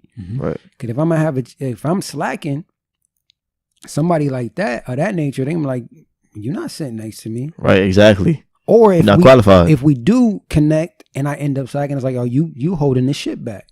So you got to get on your shit. Right. Versus somebody who's going to settle for me just doing whatever, the bullshit, that don't help me in the long run. Exactly. That don't help me. Because it's all about accountability. So I'm a person that wants to be accountable with myself, but having a partner that can help you be accountable with yourself is better. But if you're going to have somebody that's just taking the crumbs you feed them, how you going to grow? Exactly. 1000%. 1000%.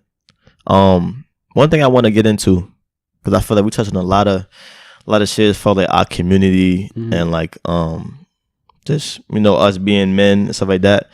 I know y'all been peeping the movement that's been happening across the country, like the LA gangs uniting. Yeah, we touched on it briefly last episode, I believe. But then we just saw something in the Bronx where they tied the flags together. You know what I'm saying? Touch on that a little bit. The Kings Stop Killing Kings march? Yeah, Kings. Same day it was the Veg Fest. Yeah. Yeah. I was going to hit you to see like, yo, would you be interested in going to a march? Yeah. Because I know certain people like, they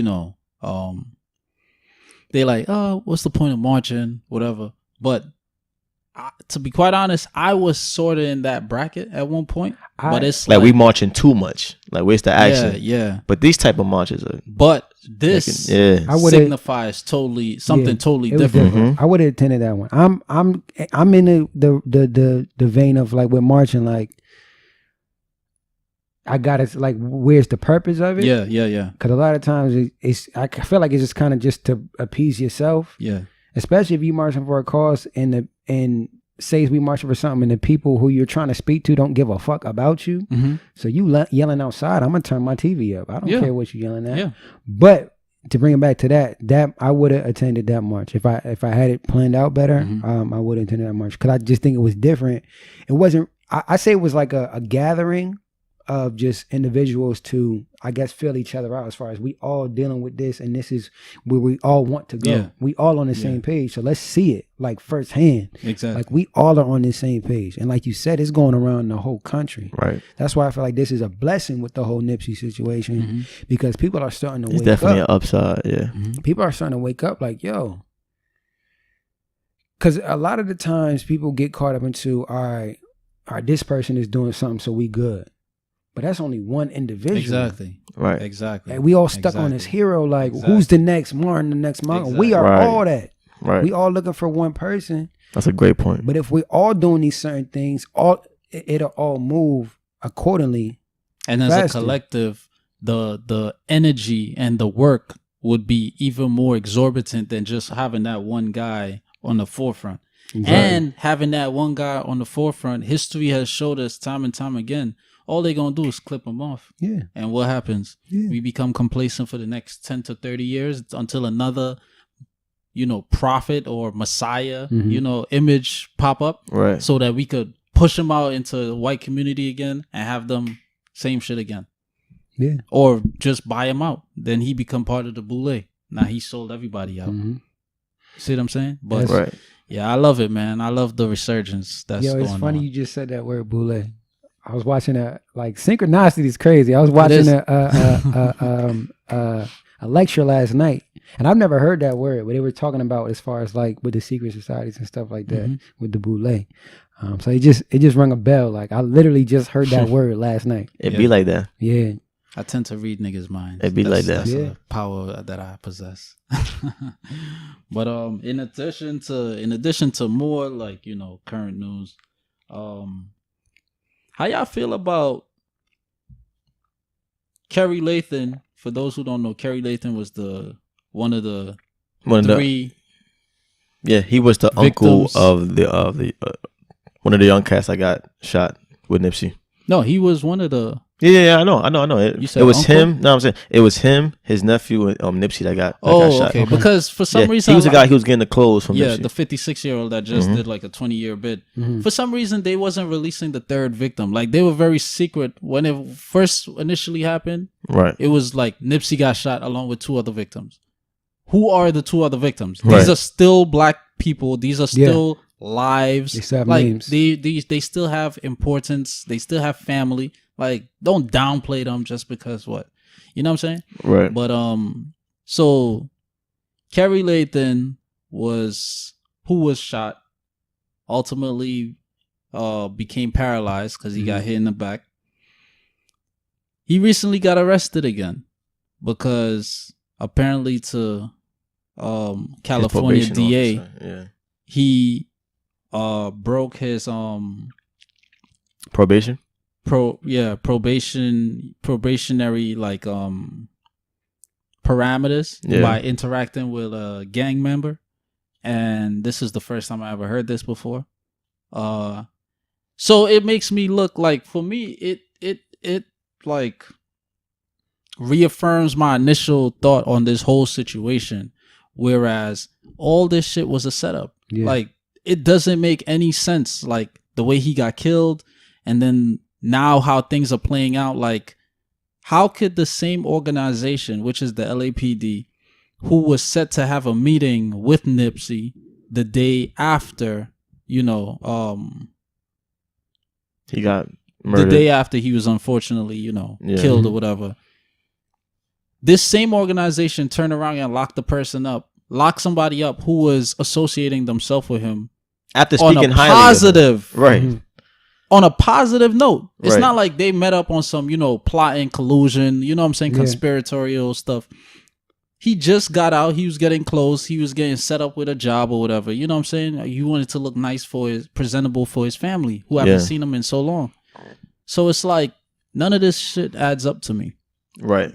And after the LAPD speaking so highly of Nip, you know what I'm saying, commemorating him and, this is a good man and we were supposed to have this meeting and this is unfortunate. All this other shit, right? Yeah. Not one word of him being a gang member.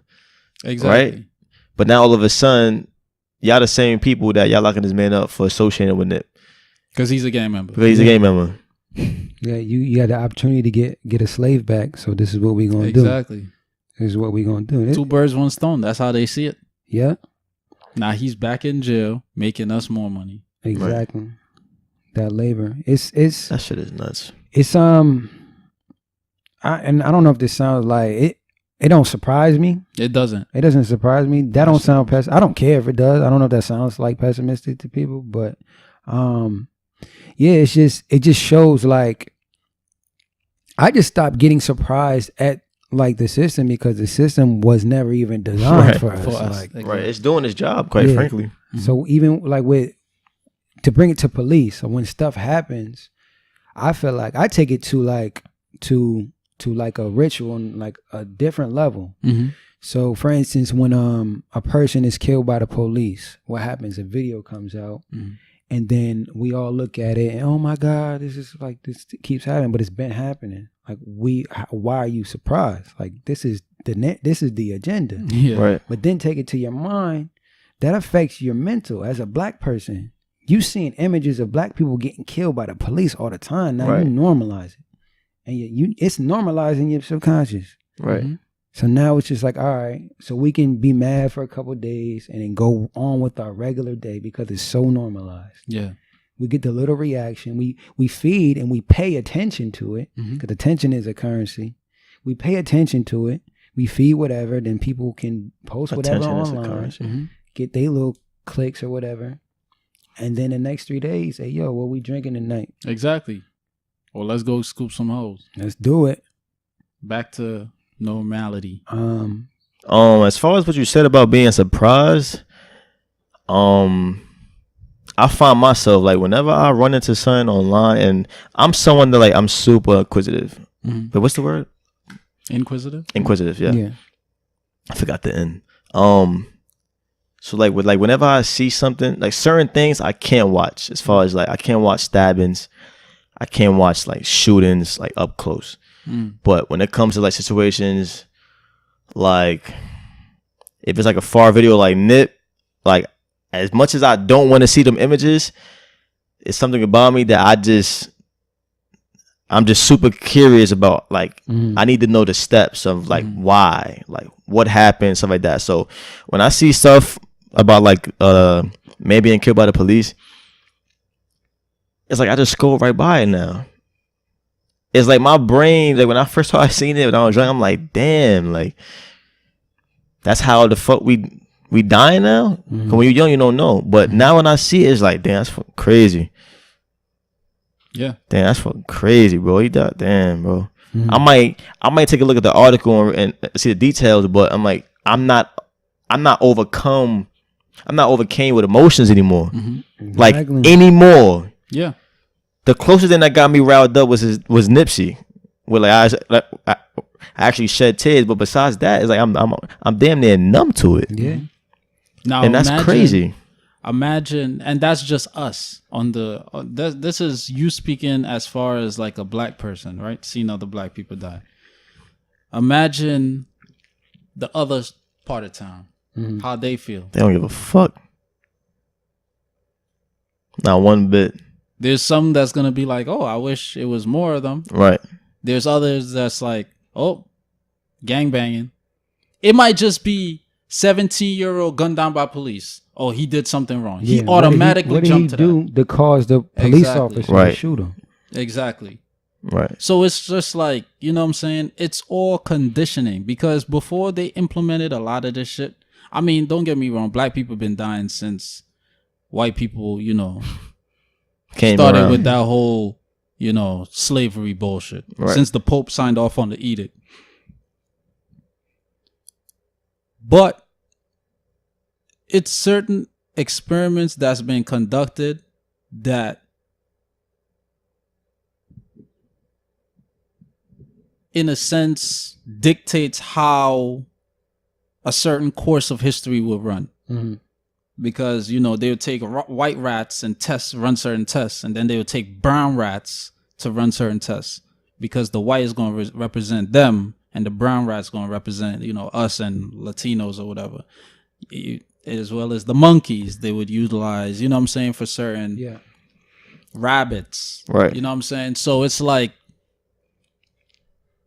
if we could find out, not saying that this would help us, or this would aid in what's going on to be surceased or whatever, but if we could find out all the tests that's been conducted on animals, as far as like, neurological shock treatment, death, and all this stuff, it would help us grasp more of an understanding of what the mindset and the intent of these people really is. You see what I'm saying? I'm not saying that it's gonna stop it. No, but understanding, or overstanding rather, right, that puts you in a much different, enlightenment position. So you know how to act accordingly. So now I know as soon as you shape up, okay, now let me just do this to negate all that energy that you come in with, because you're gonna do certain things to antagonize me. Yeah. For me to react a certain way to justify your initial intent, your real intent. You see what I'm saying? Right. I just had another synchronicity moment. So yesterday I was I don't know, I just be reading stuff to read, but I was reading up on something called Pavlovian conditioning. Yeah, Pavlov, yeah. And it's something so simple, but when you think about it, then you start to think, all right, what is this? How can this be like implemented in so many different ways? You talking about the ringing the bell with the dog? With the dog. Salivate for So basically have you ever heard of it? Yeah. Yeah, we spoke on that like 3 episodes ago. And I sat there and I was reading articles on it, and I just started thinking about, all right, we in a social media age with images. Then I started thinking about music. Then I started thinking about images of certain people. Like, I just started breaking it down. And I'm like, yo, it's all, if you're not in a place to really even think about it, you won't even understand that you might be getting conditioned or controlled a certain way with your mind and things you see. But if you take a step back and realize, all right, I do this thing, why do I do this? When this happens, why do I respond this way? Why do I feel this certain way? And start to break that down as far as like what you're saying, as far as like experiments and like the knowledge of that, you sort of look at the world completely differently. Yeah. Completely differently. 1000. Like, for example, I'm gonna touch on something that we discussed Saturday. For example, with the hypersexuality that's going on in the world, right? Yeah. I'm gonna just use this as one example. The whole Fashion Nova, right? We're gonna send you 10 pretty ladies these outfits, these provocative outfits. Y'all take pictures in them and put it on your social media. Skin out. Crazy. Majority of people, I think every single Instagram user, soon as you hit that explore page, you're seeing like 20 women bad. You know what I'm saying? Of course, they all appealing, but it's like, why? You know what I'm saying? So now I start thinking, like, when you're hypersexualized, some people can't control their impulses. So you're creating rapists. You're creating you're creating a lot of adultery. You're creating premarital sex. All of these things, right? Yeah. In addition to that, what are you doing on a neurological level? When a man busts too much, too frequently, he is in turn killing his genius. Because this is why I said from Saturday. Yeah. You want to touch on it? You want to? Basically, like with your like ejaculation, you have a lot of, think about it, you bring a life into the world with we spoke about this. So you got a lot of life force. So if you're just ejaculating all the time, you're basically taking energy from yourself and just aimlessly throwing it out. Right. I think I read an article somewhere that they said men that might abuse women or beat women, they according to tests, they might masturbate a lot. And as far as that deals with like their masculine energy and how that might be off and things of that nature, but it makes sense. It makes sense to bring it back to like the images and Instagram. We are hypersexualized. Yeah. So even on the flip side, now certain things are kind of normalized too. And it can affect you in a certain way with that.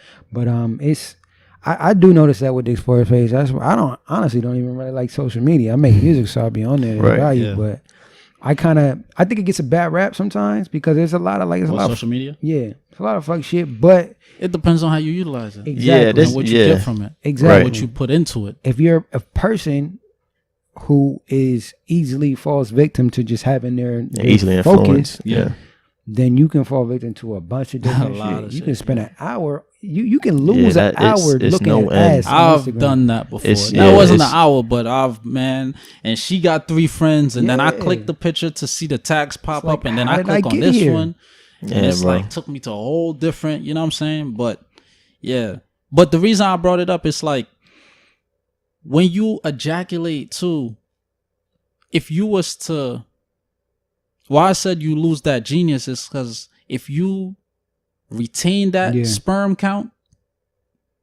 that liquid, that fluid, it's something on a neurological level where you become way more creative. You see what I'm saying? It's because if you just ejaculate, it's like, oh man, that feeling was so great. And then you're going to chase that like a crack fiend. Right. So next thing you know, you keep busting nuts. But if you just, you know what I'm saying? If you just compose yourself, you start, you know what I'm saying? And then another thing too, when you ejaculate, you're losing a lot of minerals from the body. And prostate cancer could be avoided by the replenishment of iron and magnesium in the body, for males especially. So they're going to clown you for eating watermelon, but watermelon is one of the fruits with the highest count of iron inside. But we're going to show you all these asses. So when you keep busting, or you go out there in your neighborhood and you have like 10 children with like 10 different women or whatever, at the end of the day, you're subscribing to what we want you guys to become. Hope it. So hypersexualized, and then you're gonna die soon because you're gonna develop prostate cancer.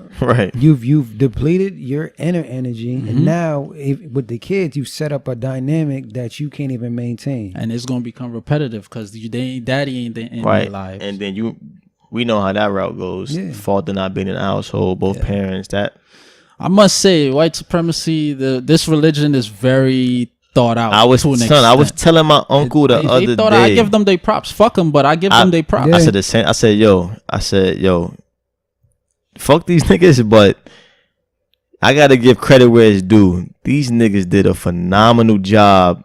And it's fully understandable. Because we still going through this shit 400 years after the fact. Right now conducting certain tests and experiments for the next 50 to 100 years to be implemented on us. It even goes down to and I want to go back to like the whole like ejaculating thing too. But even it goes down to, so if you think about like ancient times, right? They know us and how we operate better than we do. So it's just chess. It's chess and we playing checkers. So they know we playing catch up. We ain't even on the board yet. Exactly. So that's why I remember when I was younger, I used to talk to one of my older cousins. I'm like, yo, like the people who created like this country, they are just so like smart and so intricate. Like, how did they think about this and to know that if we do this, it will affect this community of people? Like, how do people even think like that? And I'm always like a person that wants to learn. So I just always wanted to know. So I'm like, yo, how did they know that this will, if we do this, it'll have black people in the uproar, and then they'll respond this way or this way and this way, and then we can capitalize off of this. Like that is master level chess. So I used to be like, yo, fuck them, but them niggas they doing they smart. They on they shit. And it's by design. It was learn from that shit. Exactly. Like take what they got. and implement it into our own lives until it's a small level, until it's a bigger level. You know what I'm saying? That's a big point, because when you think about it, all right, with the construct that we in, we didn't construct it. We aren't like the puppet masters, so we have to operate in it. Yeah. But finesse the game. Exactly. One thing I think that we as black people get too caught up in, and don't get me wrong, I have my moments too, but I think we get too caught up in being a victim that we not using these clues and these tools. Like, in sort of a way, they have no choice but to give us, like, they showing us their game. Like if you on our type of frequency, like, you know what's going on. You know what I'm saying? You just gotta be self-aware. I feel like a lot of us, we too caught up in, fuck, man, like, this shit not, you know what I'm saying? These niggas, when you're not really, you should be taking notes. Like, all right, this happened to me because of this. I bet. So I'm gonna flip the script on these niggas, and you know what I'm saying? It's like going to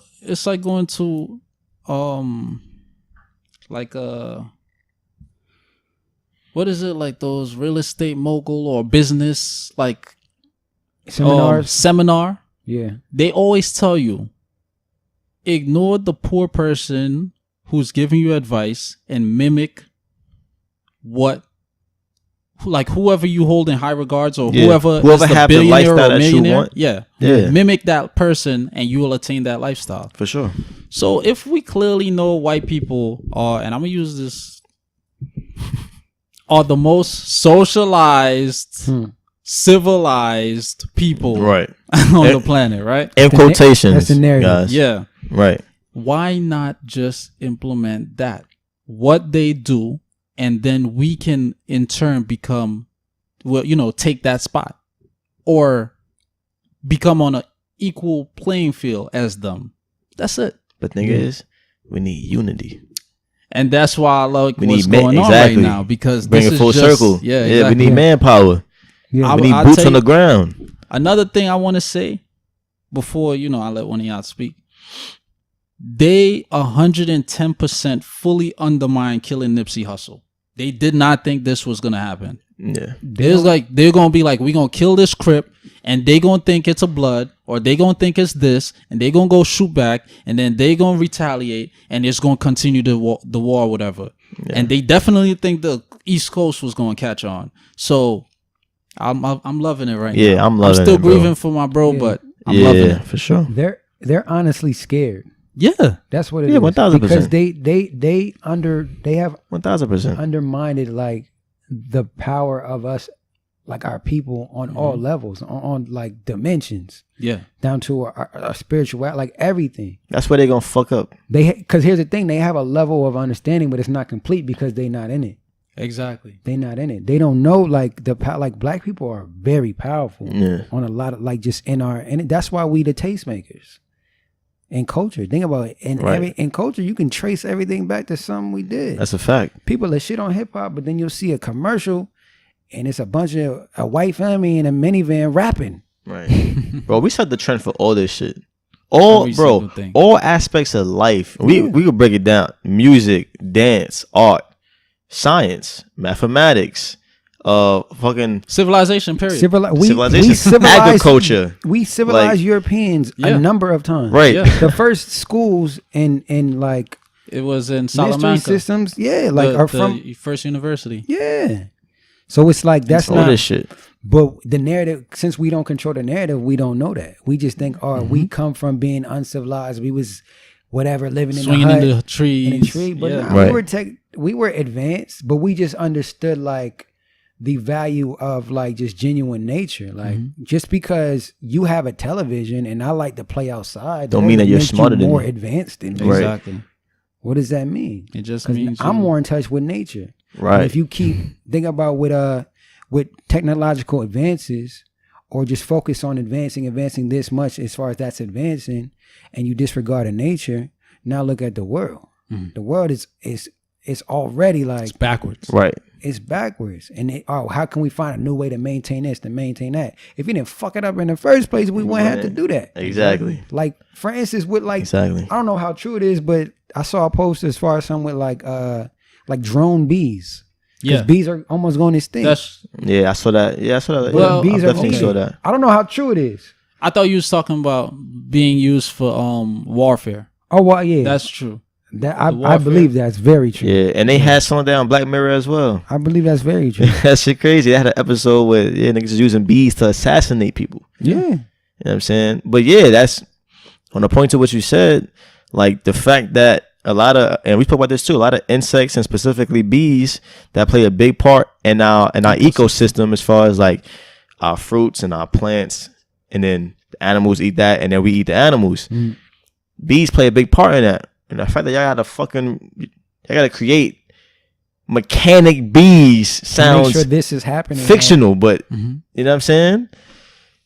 Yeah. But see, that goes back to knowing these people and their nature. Their nature. Right now, they're dimming out the sun because they cannot they can't maintain, you know what I'm saying? The sun affects them. That's universal light. That is 100% natural light. Yeah, source of energy. And they know it affects us differently. Right. Exactly. Right. Yeah. So then when the sun gonna be easier on them, gonna be harder for us. For them, but pro for us. Right. Yeah. But even with that, they underestimate like. They underestimate. It don't even matter, bro. They underestimate a lot like they of can things. try all of it. Like the rain is over. It's not gonna work. Yeah. I'm telling you, and that's where they fuck up. Yeah. Every kingdom, every emperor, every reign of someone that has underestimated their opponent, yeah, at some point is gonna fall. You think too much. Because you're not aware. You're not thinking. You know what I'm saying? Mm-hmm. You underestimating them, and we're gonna come up on your ass. Yeah. You know what I'm saying? So they just buying time at this point. That's pretty much all it is. Their last move is we're gonna destroy it all. If we can't have it, nobody can. And that's exactly why it's crazy that that's exactly why I think it's going. To be honest, it's definitely gonna go because like the moves they making and shit, it's just reckless moves. I mean, it's like simple stuff like the media, like you said, showing black people dying, just to have the masses socialize with it's okay, like killing a black person. This is why certain white people took it upon themselves to become vigilantes, like, oh, I'm gonna chase after him, George Zimmerman, yep. Or I'm gonna shoot at this nigga, the guy in Cleveland, the dude the firefighter who shot at the black kid who was lost, asking for directions. Right. So a simple strategic move like that is to show how they are, like you were saying, they what did you say? Underestimating us? No, something after that. You basically were saying like they're damn. They're not a damn, I hate when I forget my shit. But it's to show like we thought it was gonna go this way, but we're gonna have to become blatant now. Like we don't even care. Oh, I said that. I think that they're just thinking about ending it all. Like if they can't have, So this is like the step 2 in a sense, right? Because the AIDS and shit, like we can't Tuskegee experiment. We can't disregard those. So let's say this step 2, step 3. Eventually, it's gonna be like, bang, keep going about my day. You see what I'm saying? And there's no reprimandation. There's nothing. Right. But their birth rate is in a negative decline. Yeah, they're dying faster than they're we always say that, man. So and this is like that shit. I'm gonna always put this energy out because still surprising to me. Like, how y'all niggas dying more? Y'all creating kids? But this like y'all the biggest rapists out here. Like, what the fuck going on? y'all the over. They rape men. Y'all the over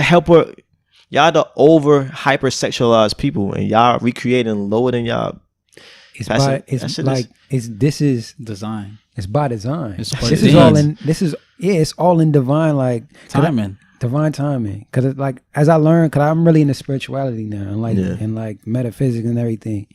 But a lot of stuff like that it has been notated is like prediction of what is going on now, like from old times. Yeah, the Mayans, all of that. It was like, so as far as a shift, like this is, I heard I think it was Bobby Hemmett say, like we complaining about where we at because we in fucked up times, but as far as the time of us not being in control or reigning is in the grand scheme of things is minute. Mm-hmm.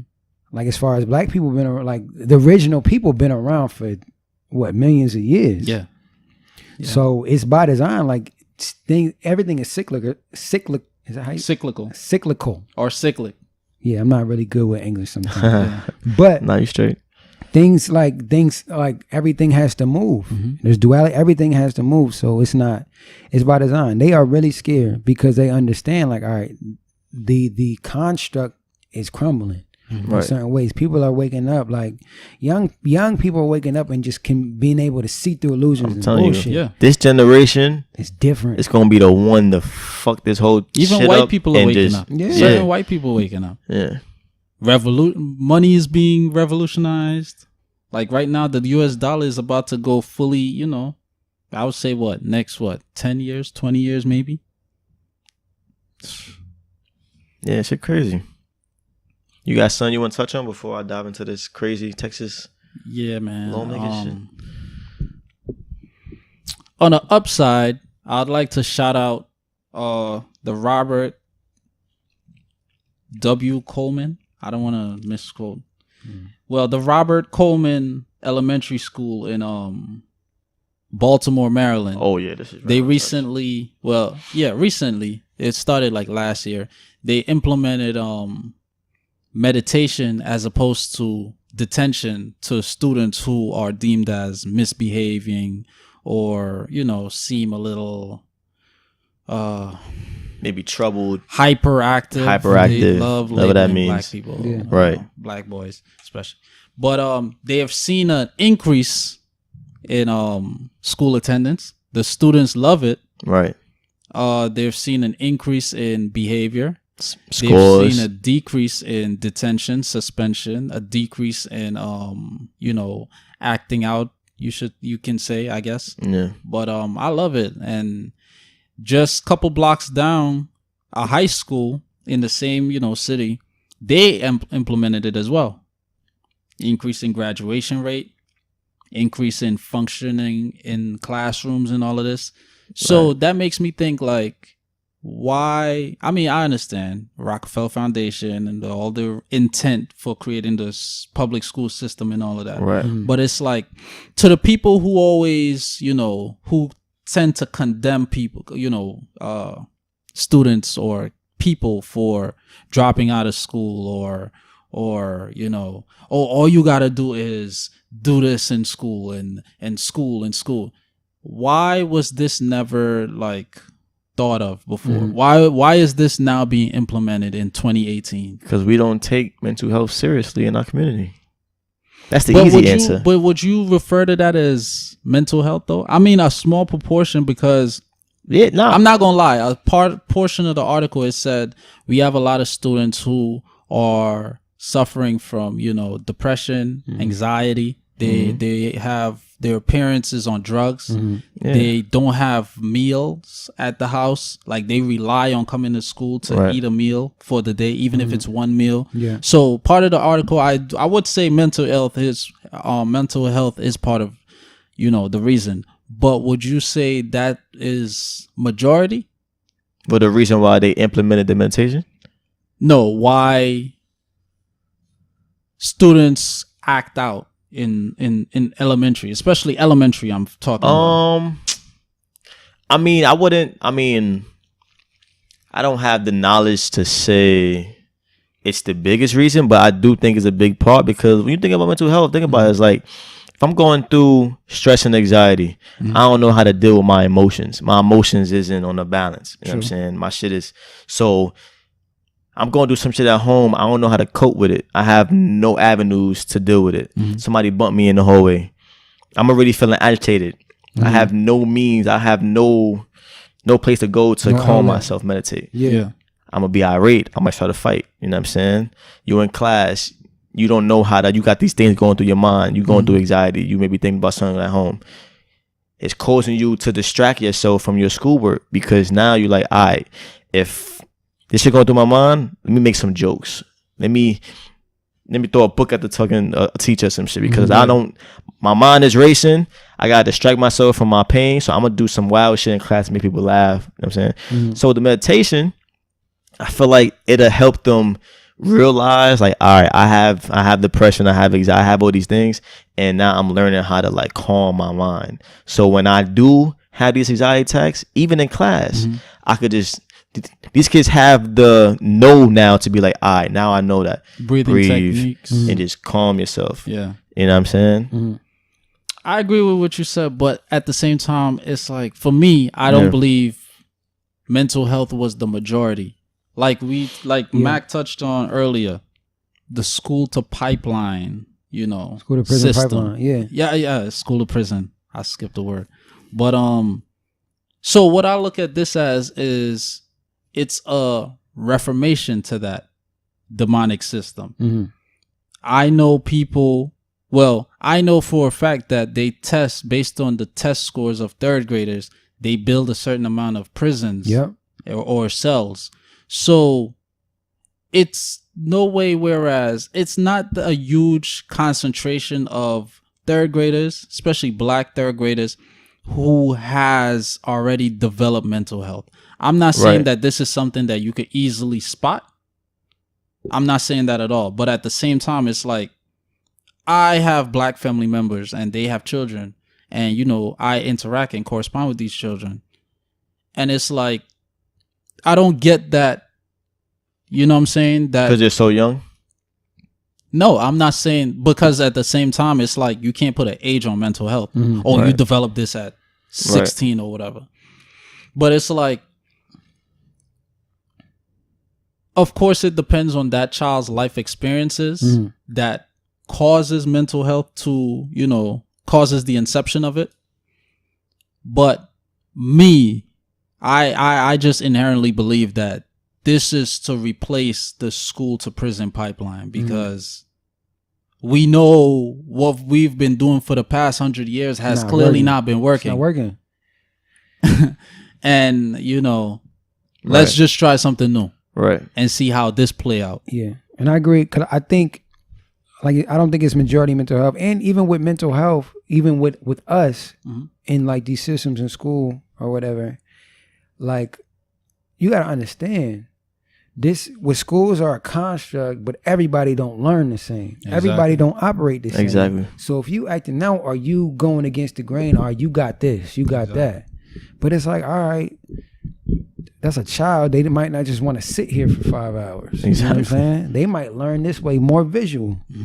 But with us bringing it back to black people, with our community, if we aren't like the ones that are creating this system, it's coming from a lack of understanding, or a lack of we don't give a fuck. Yeah. So all right, if you don't adhere to this, then there's obviously an issue.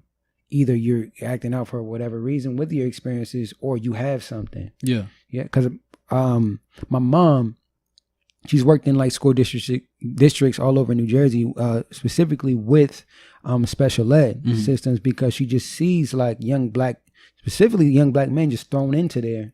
Yeah. Labeled, oh, you got ADHD, depressed, whatever. But it's like, all right, let's really break it down as far as what they're going on in their life, their circumstances, their resources, their means. You just throwing these labels on there just to maybe to work some numbers. So now it could be a school to pharmaceutical pipeline. Yeah, exactly. And that's exactly what it is. It could be that. Not to cut you off, but throwing these young black males into ADHD, well, even throwing the label on it, and then throwing them into special education, who's the one doing it? 9 times out of 10, it's a white female from a middle class, you know, society, or who barely have any interface with them. Exactly. And the main thing, the major like, you know, underlying factor is it's all subjective. Exactly. Right. She's not a psychologist. She's not a psychiatrist. She believes Jamal has ADHD. She don't know that for a fact. Right. And it's been proven, like you said, it's been proven that boys cannot sit for hours learning. Girls can do that. This is where the hormonal, consideration comes into play. So it's like, do you really know what you're talking about, Becky? Mm-hmm. Right. Or are you just pushing the narrative that you've been employed to push? Yeah. It's not off it. It's off of, all right, they're going off the system that is by these rules of this book. Exactly. But you can even bring that to the medical system, but it's not off experience. 100%. Doctors aren't chemists. Mm-hmm. They're not like trained in chemistry. Yeah. Right. So you're saying, oh, this is going on, this is what's happening, this is what you need to do. But it's like, all right. Bro, a lot of doctors be guessing. It's a guessing game. When you go to that shit is a big, until y'all niggas open me up and actually see the shit, and like, you know what the fuck. A lot of these niggas be guessing, bro. Yo, you know how many times I went to the doctor because I like a few years back, I think I have like a pinched nerve on my right side. I've been good as of late, but it'll come back like every 4 or 6 months or so. One time I could barely walk. Yeah. Like, I went to the doctor talking when about, anal probe. Mm-hmm. From aliens. Hey. Y'all went to the doctor like twice, and both times she's like, oh, it's probably just the way you laying. I'm like, this ain't no shit that I'm just laying on no bed, bro. I can barely walk. Yeah. And they might have printed out a sheet of, these are good ways to lay down in your bed. Like, bro, she ain't even, I've been sleeping for 25 years. I don't know how to sleep. Bro, she didn't. I've been sleeping the same way all my life, bro. It ain't like I sleep some weird way. You know what I'm saying? She didn't even try to recommend like a X-ray or pay me like the hospital the opinion. She was just like, yeah, take the ibuprofens. I don't like taking pills. I was dealing with that pain because I told my mom be like, yo, take pills. I'm like, Mom, I don't want to take pills, bro. You could be addicted to that shit.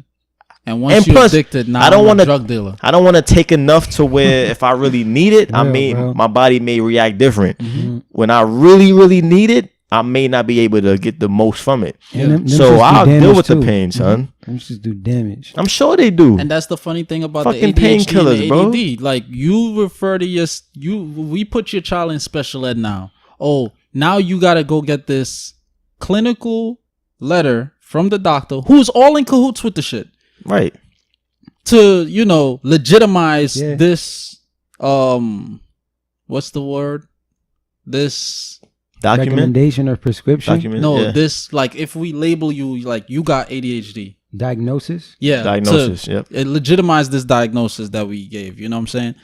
Now, little Jamal, who is perfectly normal, after 6 months to a year of using Risperdal, Aldol, what else they have? Lithium.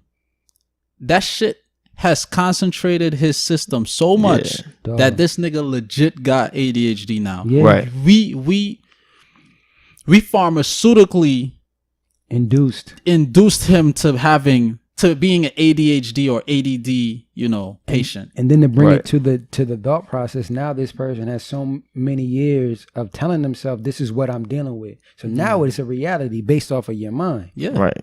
This is, because I even with the young people that I work with in with the adolescent center I work with, some kind of wear like their diagnosis as like a layer of them. Yeah. I'm like, that's not you. That's just something that like, you was labeled as. I'm slew-footed. I'm not a slew-foot man. Like, I mean, I don't even know what that means. I walk like my feet point out. I don't know if that's the actual term. That might be like some country shit. My feet. Right. Yeah, I think that's some country. But, shit. I never heard that. I heard a bow-legged. Yeah. But even to bring it back to the pharmaceuticals, like I'll give a first-hand experience. What I was like, because I was dealing with depression a lot of like my adolescent into teen years, and when I went through.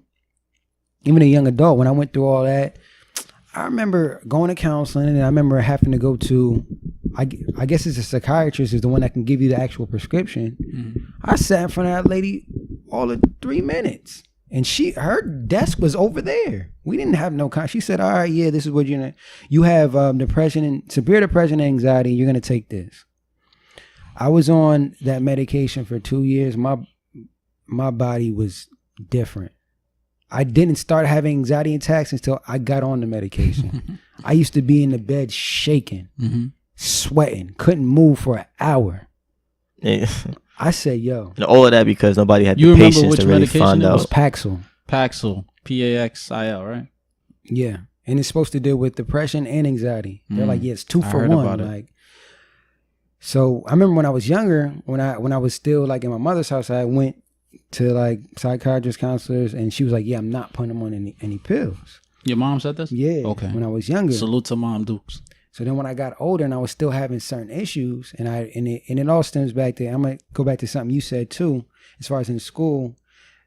A key part of what you said is I didn't know how to deal with mine. It all goes back to knowing how to deal, like knowing yourself and how to deal with yourself. So when I didn't know how to do that, I was having more issues. So I started going to counseling again. They're like, oh, we recommend you getting on medication. I said, you know what? I really don't want to do it, but I'm going through so much. This is like kind of the only option I know. Mm-hmm. My whole body was, I would wake up and I'm yawning morning to night. I'm yawning all day. I'm tired all day. I have no energy. As far as my mood, it's just, hey, mellow, how you doing? Mad, nonchalant. Yeah, I'm good. Yeah. I'm neither up nor I'm up. I'm not up or down. I'm just numb. Yeah. I would have anxiety attacks. I couldn't get out the car. I'm in the car for an hour and a half, just shaking. Yeah. And I'm like, yo, what is going on with me? So I took like a year or two just detoxing that out of my system. Mm-hmm. And that's a lot.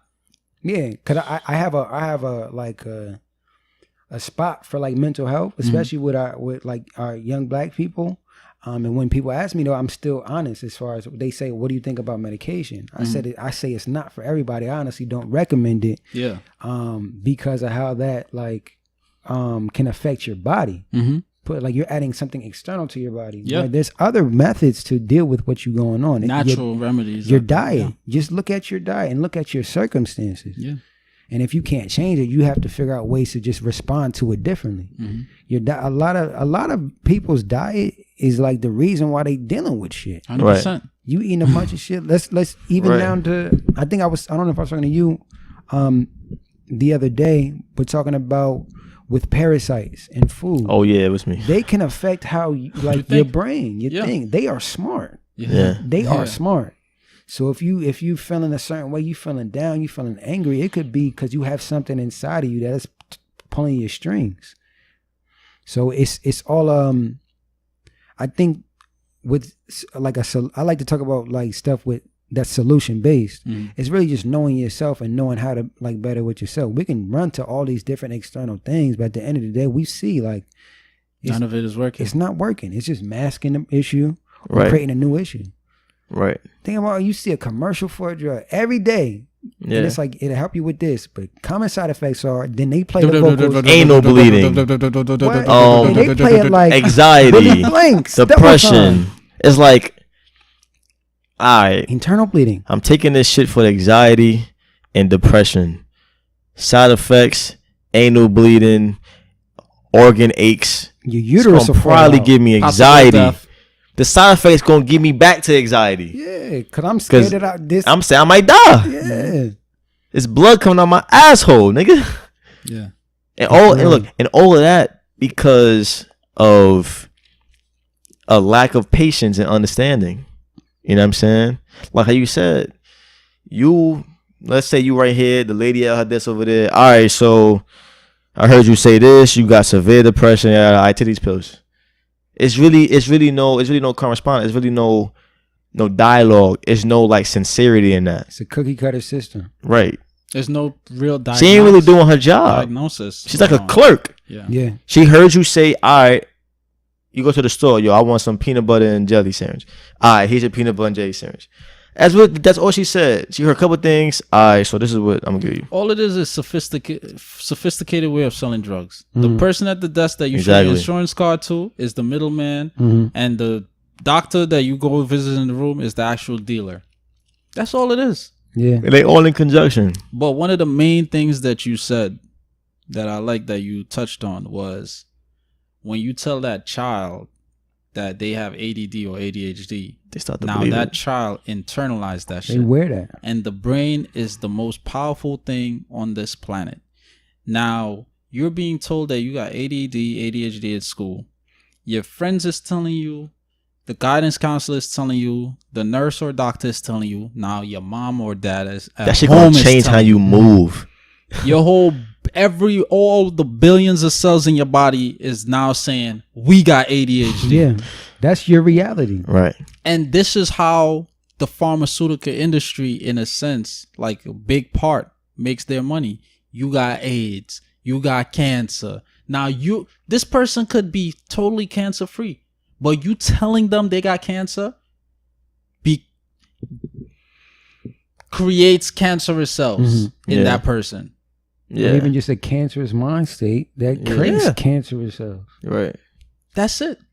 We're going to tell them this, and we ran tests on the human body, and once the human brain takes in certain types of information and internalizes it, it creates that becomes the reality. Yeah. Right. So this is what we're going to do. Yeah.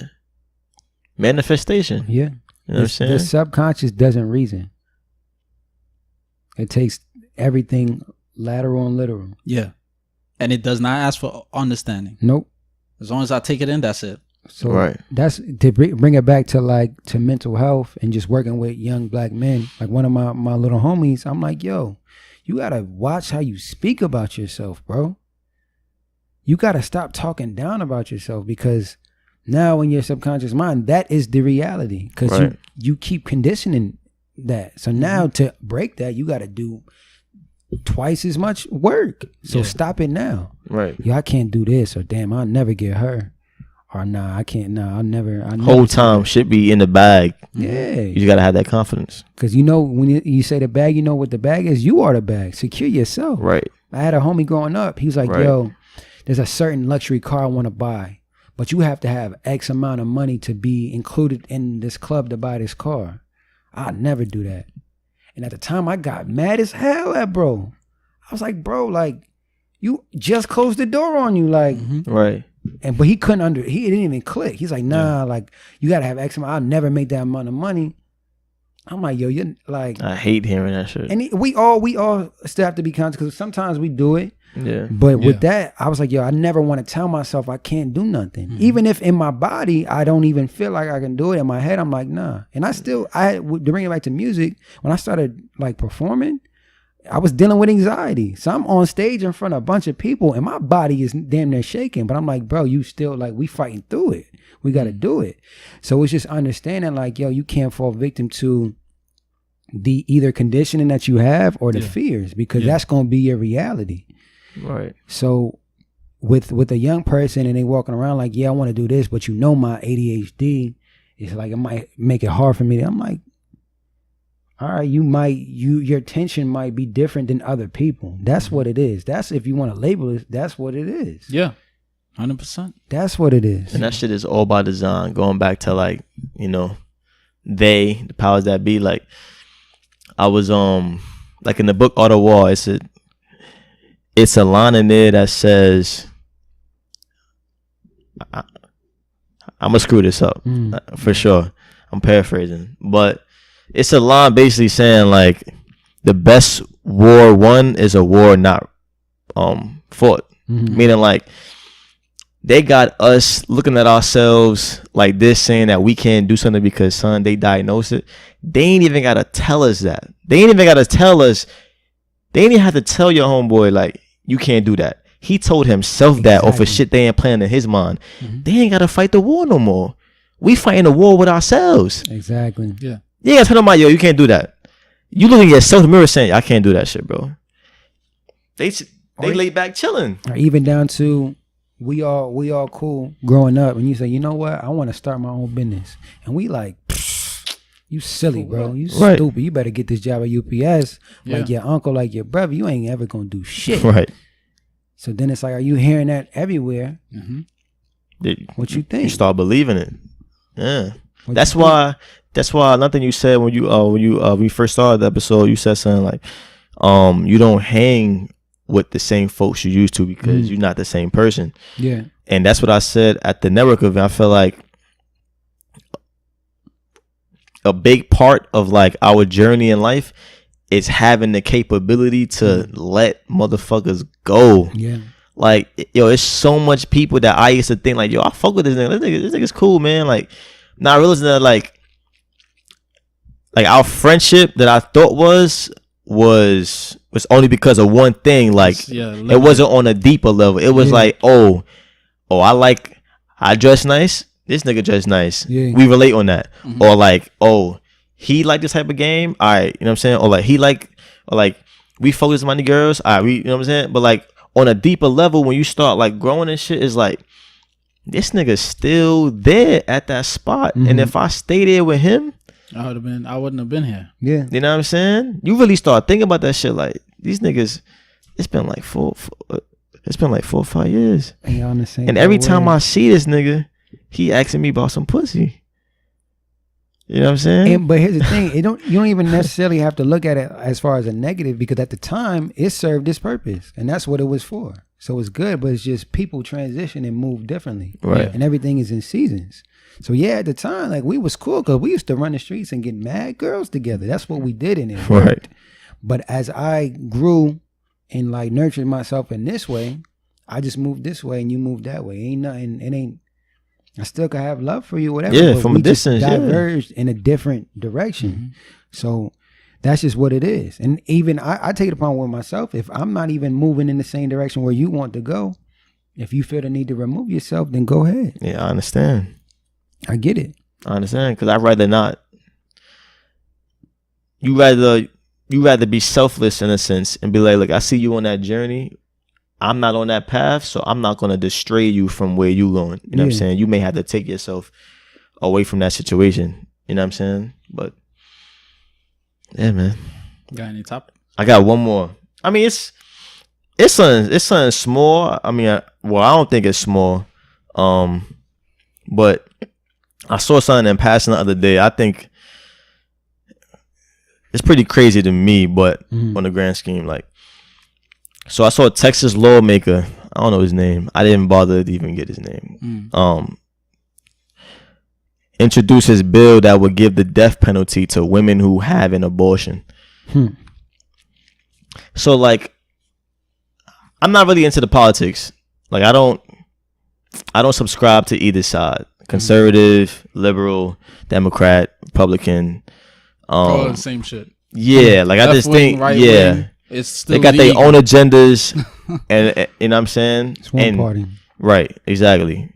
But what's your thoughts on that? Because I feel like, and I always talk about like society, about, you know, I've been having this conversation about, and I don't want to drag this on, but I've been having this conversation with different amount of my friends about like the society we live in and how women are viewed versus how men are viewed. Yeah. And about how I think that, me personally, I think that men, since we control so much of this society, you know what I'm saying, and how like we looked upon, I feel like women get put through so much shit that we'll never have to worry about. You know what I'm saying? So when it come to this situation, when I read that, I had to retweet it. Like, this is like, I don't think niggas understand how insane this is. Like, giving someone the death penalty under any circumstance because they had an abortion. You know what I'm saying? This is, I mean, I'm pro-life, but I'm also pro-decision.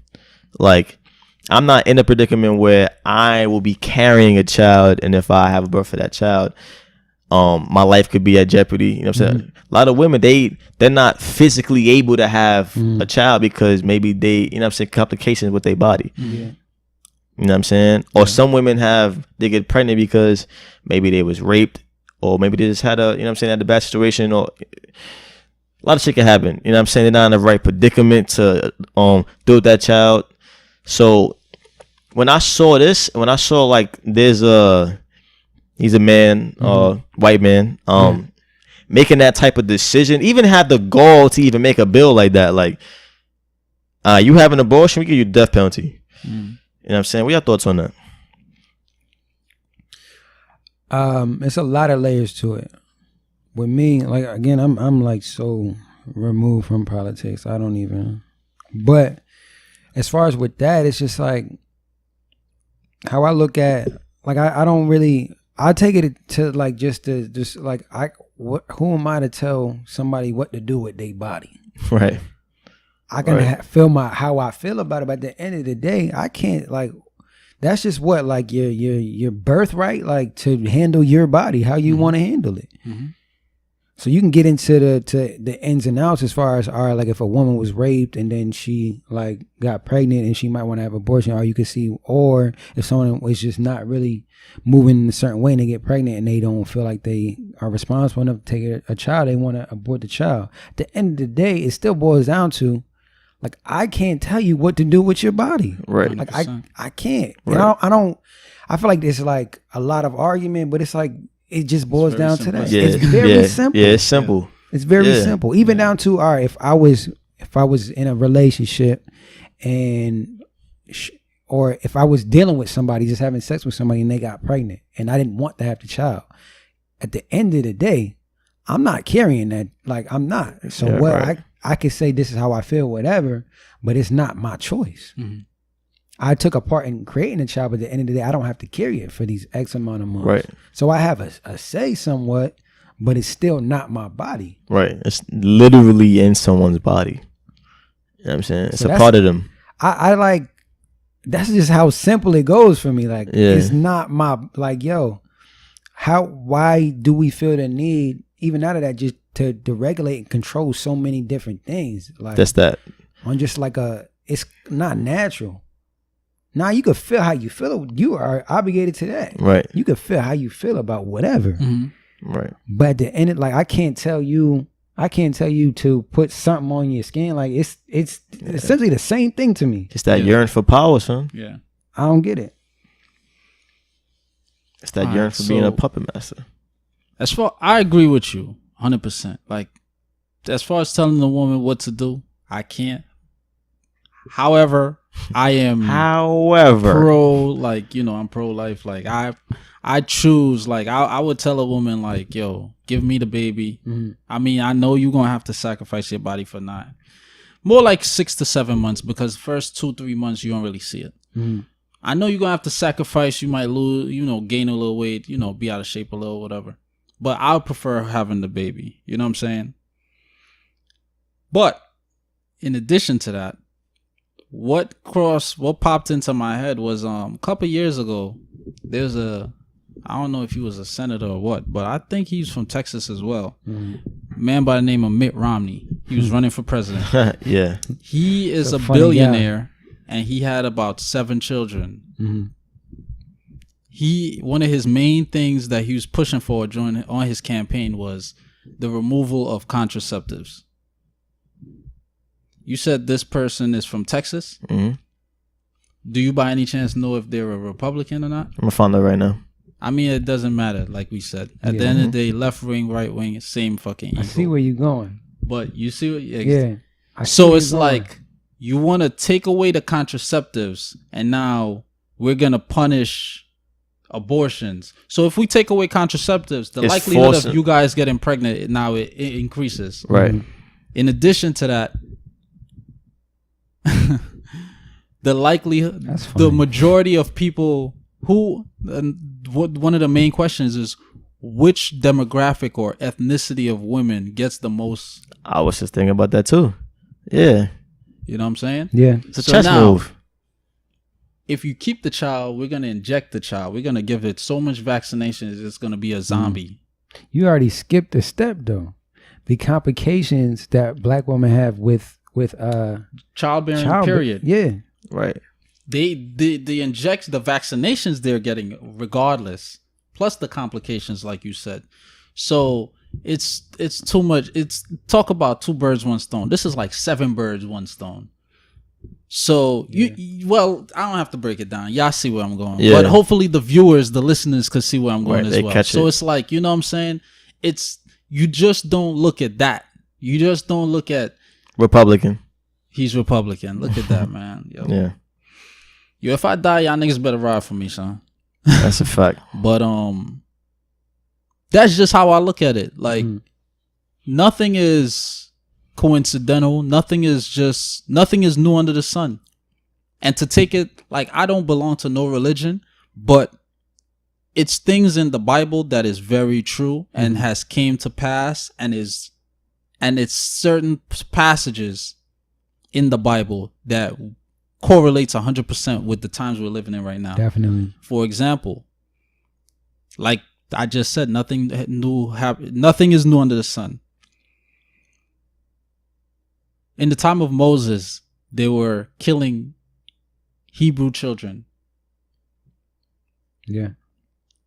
In the time of Jesus, while he was conceived, they were killing children, males. In both scenarios, it's males, both black males. I mean, as far as the ruler, I don't know. I wasn't there. But both black males. In our time, the main suspects, the main victims of gun violence by police, of ADD, ADHD in the school system, of neurological vaccines, of vaccinations causing neurological permanent damages, are black children, mainly black males. Yeah. So we're becoming sterilized. We can't reproduce. We're straight up being fatally, erased. And you're telling me like this is just a coincidence? And then these laws and policies are being, implemented and concocted that happens to, pertain to us. Yeah. Nah. Right. Nah. The average person is not even like thinking about that. They're not even thinking about it. Yeah, I know. Everything you just said sound bizarre. I know. But they can't denounce those facts. Yeah. Especially if there's a trend and there's, what I'm saying, like you see the pattern. Yeah. You'll be a fool to ignore it. Yeah. So, and another part too, another dynamic is like we got the Republicans that's focusing on contraceptives and abortions, while the Democrats are pushing, women can do whatever. You don't need a man. That sounds like an attack from both sides. We're pro-gay. We are pro-vaccinations. Like I looked up the chick Elizabeth Warren, the white woman who's running for president next year, and I hit you and Steve, and I was like, "Yo, she's no go. She's like Hillary."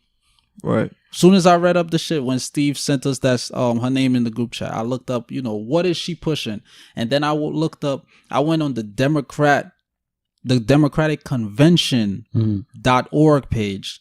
So regardless of what state you're from or what you're running for, this is your curriculum. Like in school, we got a curriculum. This is your whole party's curriculum. And I read all the shit that the Democrat is pushing for. And I'm like, yo, these niggas ain't better. Right.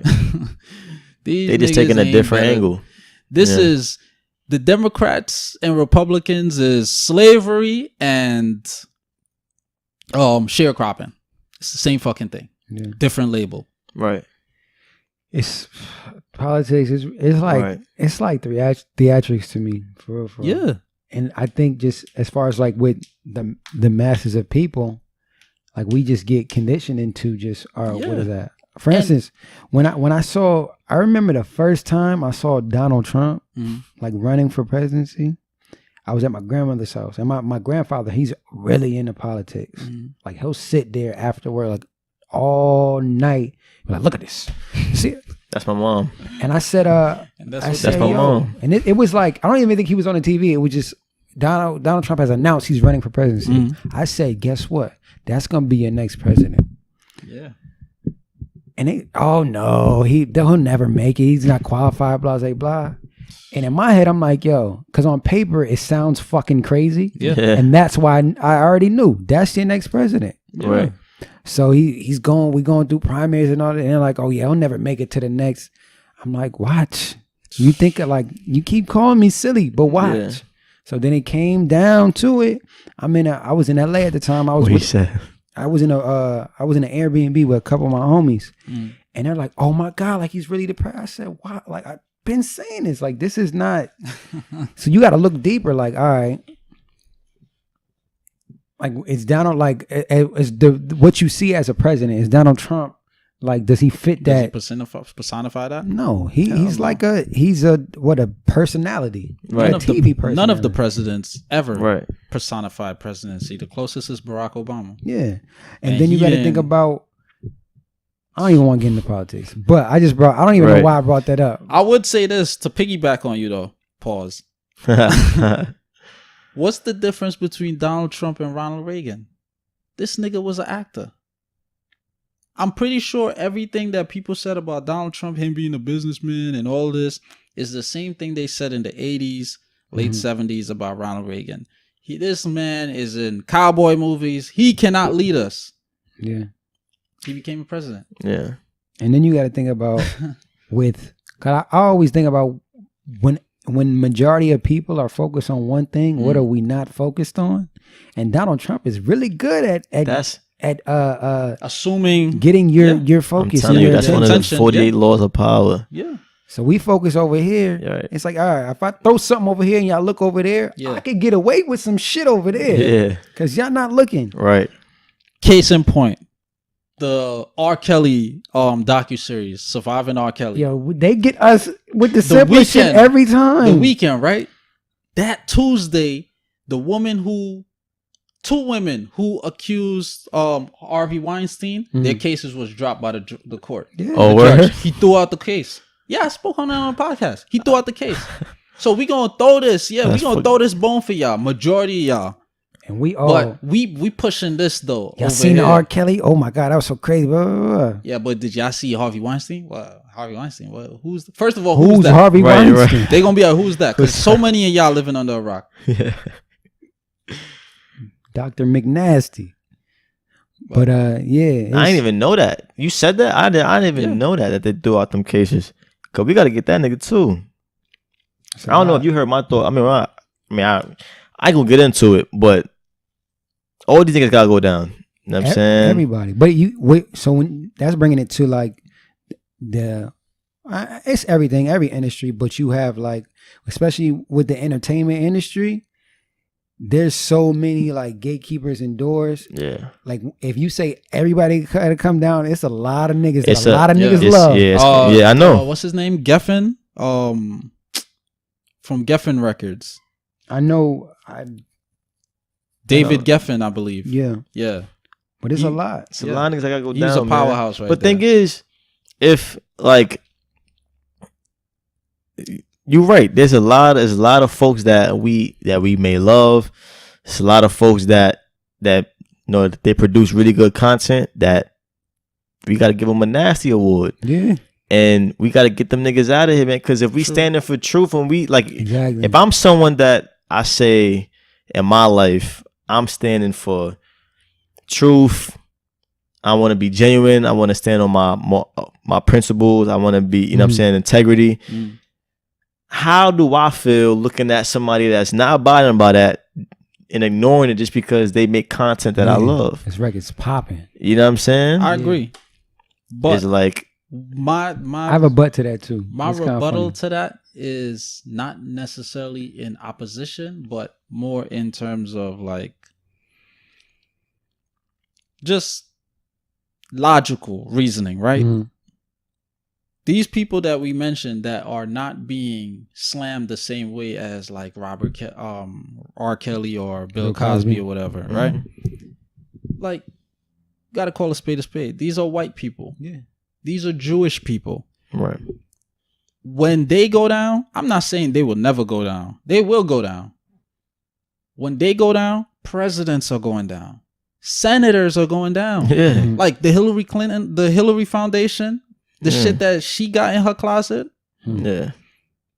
Governments are going down. Yeah. So, and if you look at it, they're in cahoots. Hollywood is in cahoots with the government. Mm-hmm. There have been documents passed from the government to Hollywood, whereas they would then make certain films loosely pertaining to, or, you know,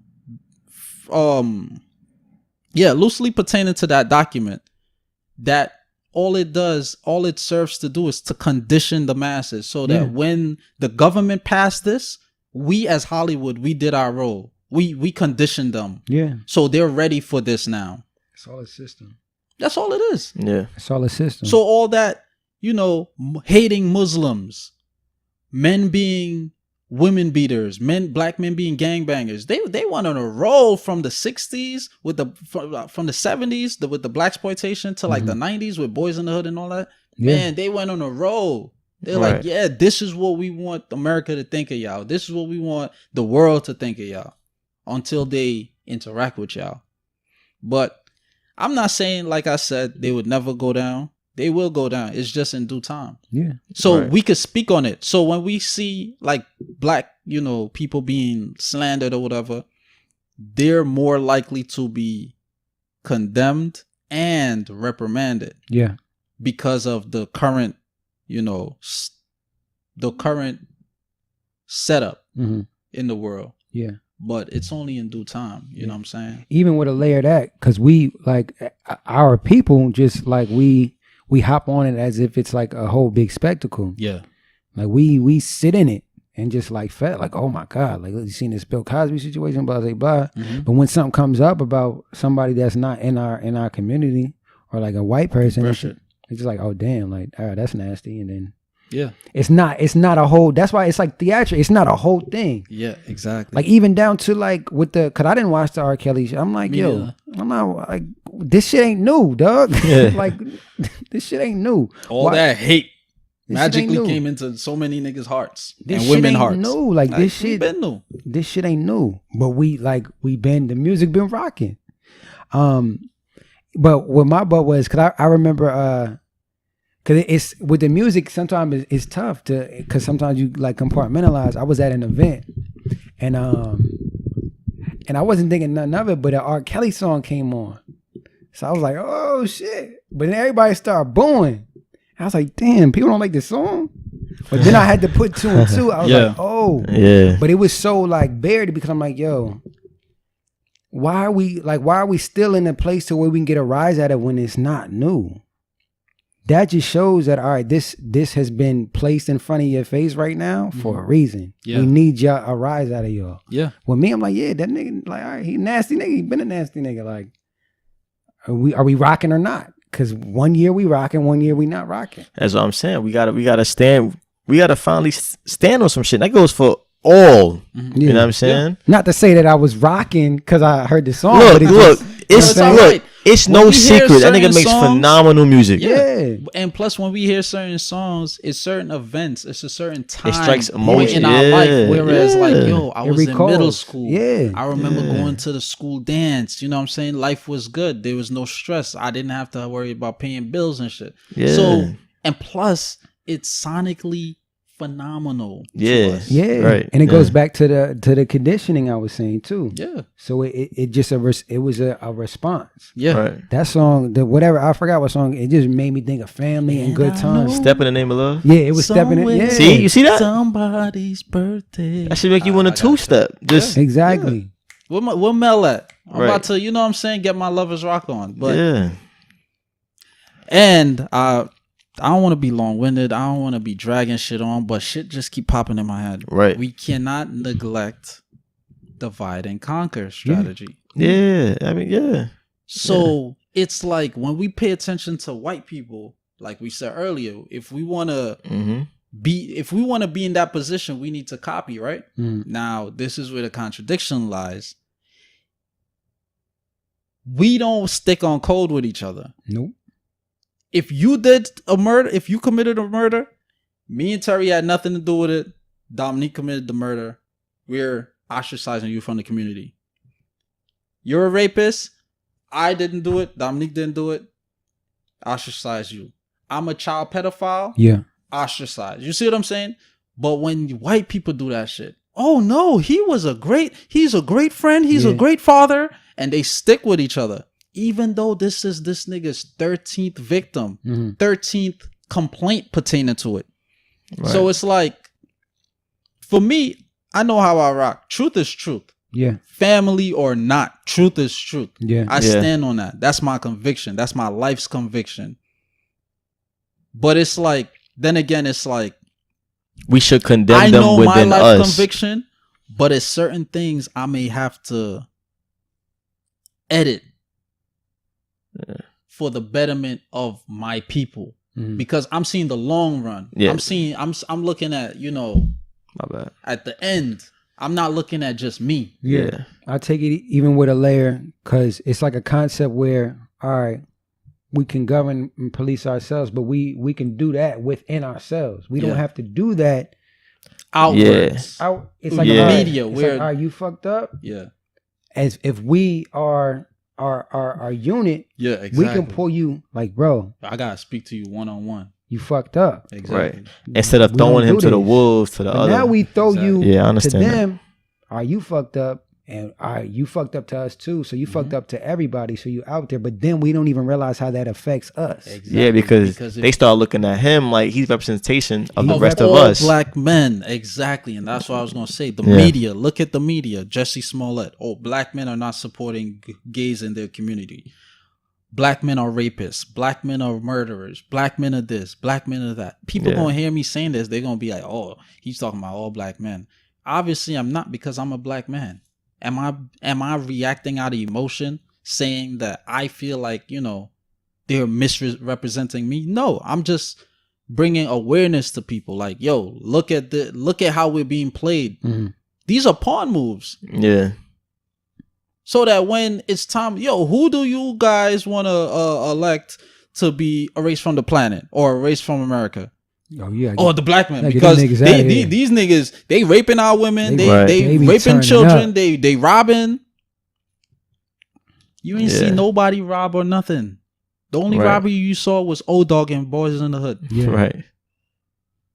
Some of these white people never even saw a black person in their life. Except for TV. When it goes back to conditioning. Yeah. That's the only reference. Accumulation from, that's the only experience. That's the only reference. So it's, when you recall, it's like, all right, I've never saw a black person in my life. I walk down the street, I see a black person today. My mind, all right, the last black person I saw was sitting on top of a car with an AK. Right. Doop, doop. That's all I know as far as black people. It's a trigger for you. Now all of a sudden your mind going through shit like, because like I said, your mind creates its own reality. Yeah, exactly. So you see, you know what I'm saying? So think about with a police officer. You're policing a community you're not from. Your community, you never really dealt with black people. Right. But now you over here dealing with black people. Don't make no sense. It don't make any no sense. Yeah, it makes any sense. It makes sense. It makes sense. It makes sense. Yeah, it makes sense. Yeah, for the moves and shit. But like, like logically, as far as like what should happen, it makes no sense. You know what I'm saying? If I'm someone that I've never dealt with animals before. Never encountered one animal. I'm gonna apply to a job that deals with. I'm a zookeeper. I have no experience with this shit. I don't know the tendencies. I don't know what not to do. I don't know how to. You know what I'm saying? But I'm gonna get a full-time job as a zookeeper now. I'm dealing with lions and shit. I'm dealing with penguins and shit. And even makes no sense. Take the entity as far as the person out of it, the environment, because we come from different environments too. We ain't like, as far as people of color, we are in a sardine can with not the same resource. So you gonna operate differently, right? If everybody hungry, the law of the land is self-preservation. Yeah, survival. So this black or black crime, you put a bunch of people together and they ain't got shit, you have crime. Yeah. Wherever. Exactly. Yeah. What about lion on lion crime? Right. And that's only through proximity. Like bird you hurt who you crime. Closest to. That's just that's humans. If I'm black and you brown and you yellow and you green, and I don't have no resources, I don't know myself, and I'm trying to survive, I don't care what you are. Right. I might take from you, steal from you, do whatever. Right. That's just, and it's by design. But just because we together, let's throw that label on that, black on white crime. What about black on white crime? What about white on white, yellow on yellow? Like crime is like, it's crime. Yeah, exactly. It's crime. Yeah. You don't like it's right. Yeah. Right. We going end it. We gonna end it on that. All right. Yo, my nigga Terry. Fact of the week. Oh, for sure. So what you got, like 5 now? Because we missed a couple of weeks. 2 or 3. Yeah, I know. This is like the 3rd week, 4th week. I was going through. I was dealing with. You have one, nigga. But fact of the week. I got a couple facts of the week. First fact: a congressman by the name of Louis McFadden. He exposed the real reason for the cause of the Great Depression, and 3 days later he was killed. Of course, it dealt with international bankers. They were the ones who planned it. They basically orchestrated it in a way whereas the world is going to be eating out of our palms. You know. Second fact of the week: on December 28th, 2006, the FDA gave preliminary approval for meat and dairy products from cloned animals. So what we're consuming... When was that passed? You said? This was December 28th, 2006. That shit. Yeah. So we've been 2006? We've been eating. It's a likelihood, very high likelihood, that we've been eating cloned animal cats products. Is chickens that wasn't born with heads. Like, yeah. I did not know that. Yeah. That's fucking crazy. Another one. This is the last fact. I'm gonna drop 3. That's crazy. I got a question. 2006? Yeah. It's no wonder we out here wilding. There's a man by the name of Norman Thomas. And this was his quote from a speech he gave in 1944. He said, "The American people will never knowingly adopt socialism, but under the name of liberalism, they will adopt every fragment of the socialist program until one day America will be a socialist nation without knowing how it happened." He went on to say, "I no longer need to run as a president. I no longer need to run as a presidential candidate for the Socialist Party. The Democratic Party has adopted our platform." So, in other words, the Democrats and the Republicans are indeed pushing socialist narratives. But yet we hate people like Fidel Castro and, the guy from Venezuela, Chavez, a couple years ago and stuff. Right. So it's like, and then we talk down on China, but majority of U.S. businesses in China are being exported to China. Or made from China. So it's like... Yeah. You wanted to say something, though? I was going to ask...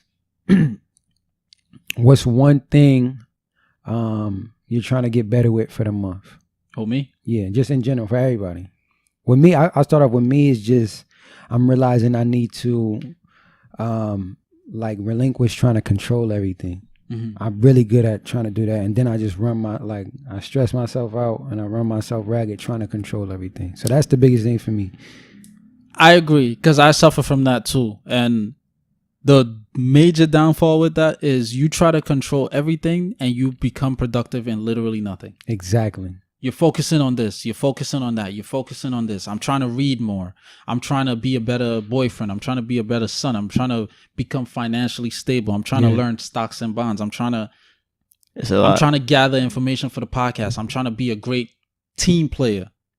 Yeah. I'm trying to be a great friend. I'm trying to be a great uncle. But damn. It's a lot. It's just a lot. It's only one Abdalla. Right. Those are 9 things I just listed.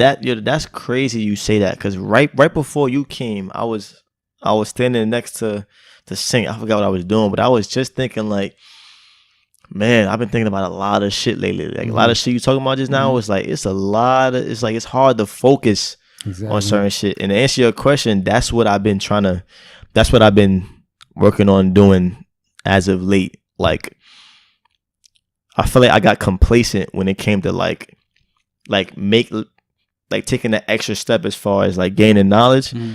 So, I think last night I had like my first time meditating because I want to be like, I feel like I want to be more intuitive with myself. I feel like I second guess myself a lot, and I feel like a lot of things. I feel like a lot. I mean, I base like my movements off instincts, but I feel like I've been lacking that a little bit, and I've been picking up more books lately. You know what I'm saying? I've been trying to like be like get in the habit of wanting to like better my mind. You know what I'm saying? And gain more knowledge. I feel like I got complacent the last couple of years. I had a point where I was reading a lot of books, and then I don't know, I got mad complacent. So this month, I've been trying to just refocus, refine myself. True. Yeah, so mine would be a collective of what y'all said. Reading more, gaining more knowledge, and trying not to control everything.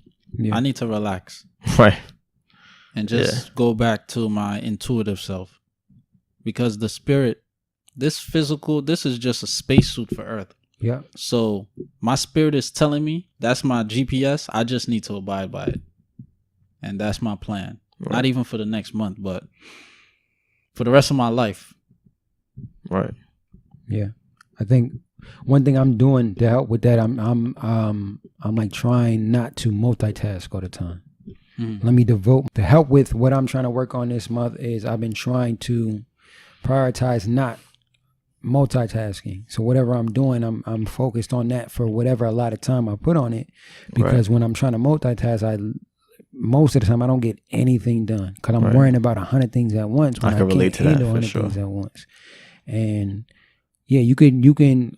One thing I always realize is you could do a lot of things and not get anything done. You could be busy and not be efficient. Right. So that's the biggest thing. Yep. Execution. But yeah, great episode, man. Really glad you came out, brother, for appreciate it, pulling up. Appreciate it for sure. I hope we weren't like somber. We was just talking real shit. Talking real shit. Nah, it flowed, man. Nah, definitely. This is one that I'm gonna definitely listen back to, cause I know this one of them episodes that I feel like you listen to it the first time, you're not gonna catch everything. I feel like second time, maybe third time, you're gonna catch some shit like, oh, yeah, all right, you know what I'm saying? Especially like listening to it like secondhand, not being in it too. Exactly. I know for a fact it's certain things y'all said that I didn't catch because I was probably thinking of shit to say or thinking about like I'm trying to process some shit you said a minute ago and you said another shit. I'm like, oh shit, we talking jewels. You might catch a jewel from yourself, like, dang, I said that, but I didn't even see it that way. Right. Or something that just naturally came out of you that you like evaluate deeper. Yeah. Right. But all right, y'all. Oh, before, you know what I'm saying, let the folks know where they can find you. You got a show coming up on the 26th. Yeah. I got a show in Brooklyn on the 26th at the Paper Box. That's on the 26th in Brooklyn. I got the link for the tickets. It's in my social media. Right? Yeah, we're gonna put it in the description as well. It's FLYTERRYMAK. Fly Terry Mak. Mac without the C. MAK. Oh, I wanted to ask you this. What inspired the name? I mean, I know your first name is Terry, correct? Okay. My first name is Terrence. Oh wow. Yeah. Terrence. Yeah. Terrence Howard. All right. I never and like growing up, I was like, don't call me Terry. Like I never liked that. But honestly, somebody that I grew up with who never called me Terry before. It was one time like we were listening to my music and they called me Terry. So and then people just started doing that. Okay. Like calling me Terry. I was like, I've never heard you call me Terry. But since it was new, I was like, all right, whatever. Because this was somebody like, I was like my brother. And then the Mac is two different things. One is it's short for Machiavelli. It's paying homage to Tupac. Tupac is one of my favorite artists. And two, it stands for make a killing. And that also came from somebody that I used to deal with when I was younger. And he used to say like, yo, whatever you do, like you always make sure you kill it. Like whether it's music or whatever, you always put your all into it. So I just put it together like Terry Mak. Fire. Dope. Yeah. Dope. People always misspell it like MACK. Right? When I'm like, I get it. Yeah. But yeah. Yes, sir. You hear it, folks. You want to leave your social media handle? You did it right. Yeah. All social media is FLYTERRYMAK. Fly Terry Mak. And you can find everything. I got all my music on there. And I got a lot more coming this year. So you'll catch everything on there. Everything on there. Go cop some tickets and come out for the 26th. Sure. This is my first show in like 2 years. I haven't been on the stage in a minute. So I'm kind of like, yo. Nervous a little bit? It's nervous not that I don't have the ability to do it. It's just I don't gauge as far as like I don't have a gauge as far as where I'm at in my ability. Like where's my breathing at? Where's like my interaction with the crowd? I don't think about that. So, but I'm excited because it's like, yo, it's been a minute, and I feel like I'm finally getting like this niche to where I know where I'm going and I have everything in order. Like I said, I sat on 300 records for like 3 years and couldn't put it out. So now I'm finally getting to being able to put out music and work on my own, like my own essence. Right. So I'm just excited. So however it goes, I could bomb. I don't believe I'm gonna bomb. Like I'll let you know if you bomb. I'm gonna be in the tell audience. everybody. Yeah, for sure. We gonna be there. If you ever meet me and you hear my music, I tell you, let me know what's hard. And let me know what you think is trash. Right. Yeah. Because I'm like, I'm also a student of music. Like I started as a student too. So whenever I take it constructively. Yeah, exactly. When I was signed to the label, they was like, yo, you need to work on your hooks. A month later, I'm on all the hooks on everybody's music. So I'm like, all right. I just take it. I appreciate I'm always trying to get better. Right. Feedback. Yeah. So I'm just like I said, a student of life. But yeah, I appreciate y'all. Oh yeah, for sure. This was fire. For sure. This was fire. We're gonna have you again, man. Yeah. The people need it. You know what I'm saying? Yeah. We can get into a lot of different things. Yeah, this shit could go, man. We could have made this shit longer. Yeah. This you know what I'm saying? It was like I like ever since I started listening to this podcast, I like it because it's genuine and it just comes like it's fluid. Right. Even though y'all might have the topics that y'all want to talk about, it's still like it flows barbershop conversation. Right. Exactly. It's not like, all right, this is the points we want to talk about in this topic and let's make sure we don't talk on that. It's not. It's natural. And we put our own humor and shit too. Exactly. Like we don't, you know what I'm saying? We not sounding like Fox 5 or News 12 Brooklyn. Yeah. Right. We're not your ordinary, you know? Bye, y'all. Thank you for listening. Bang.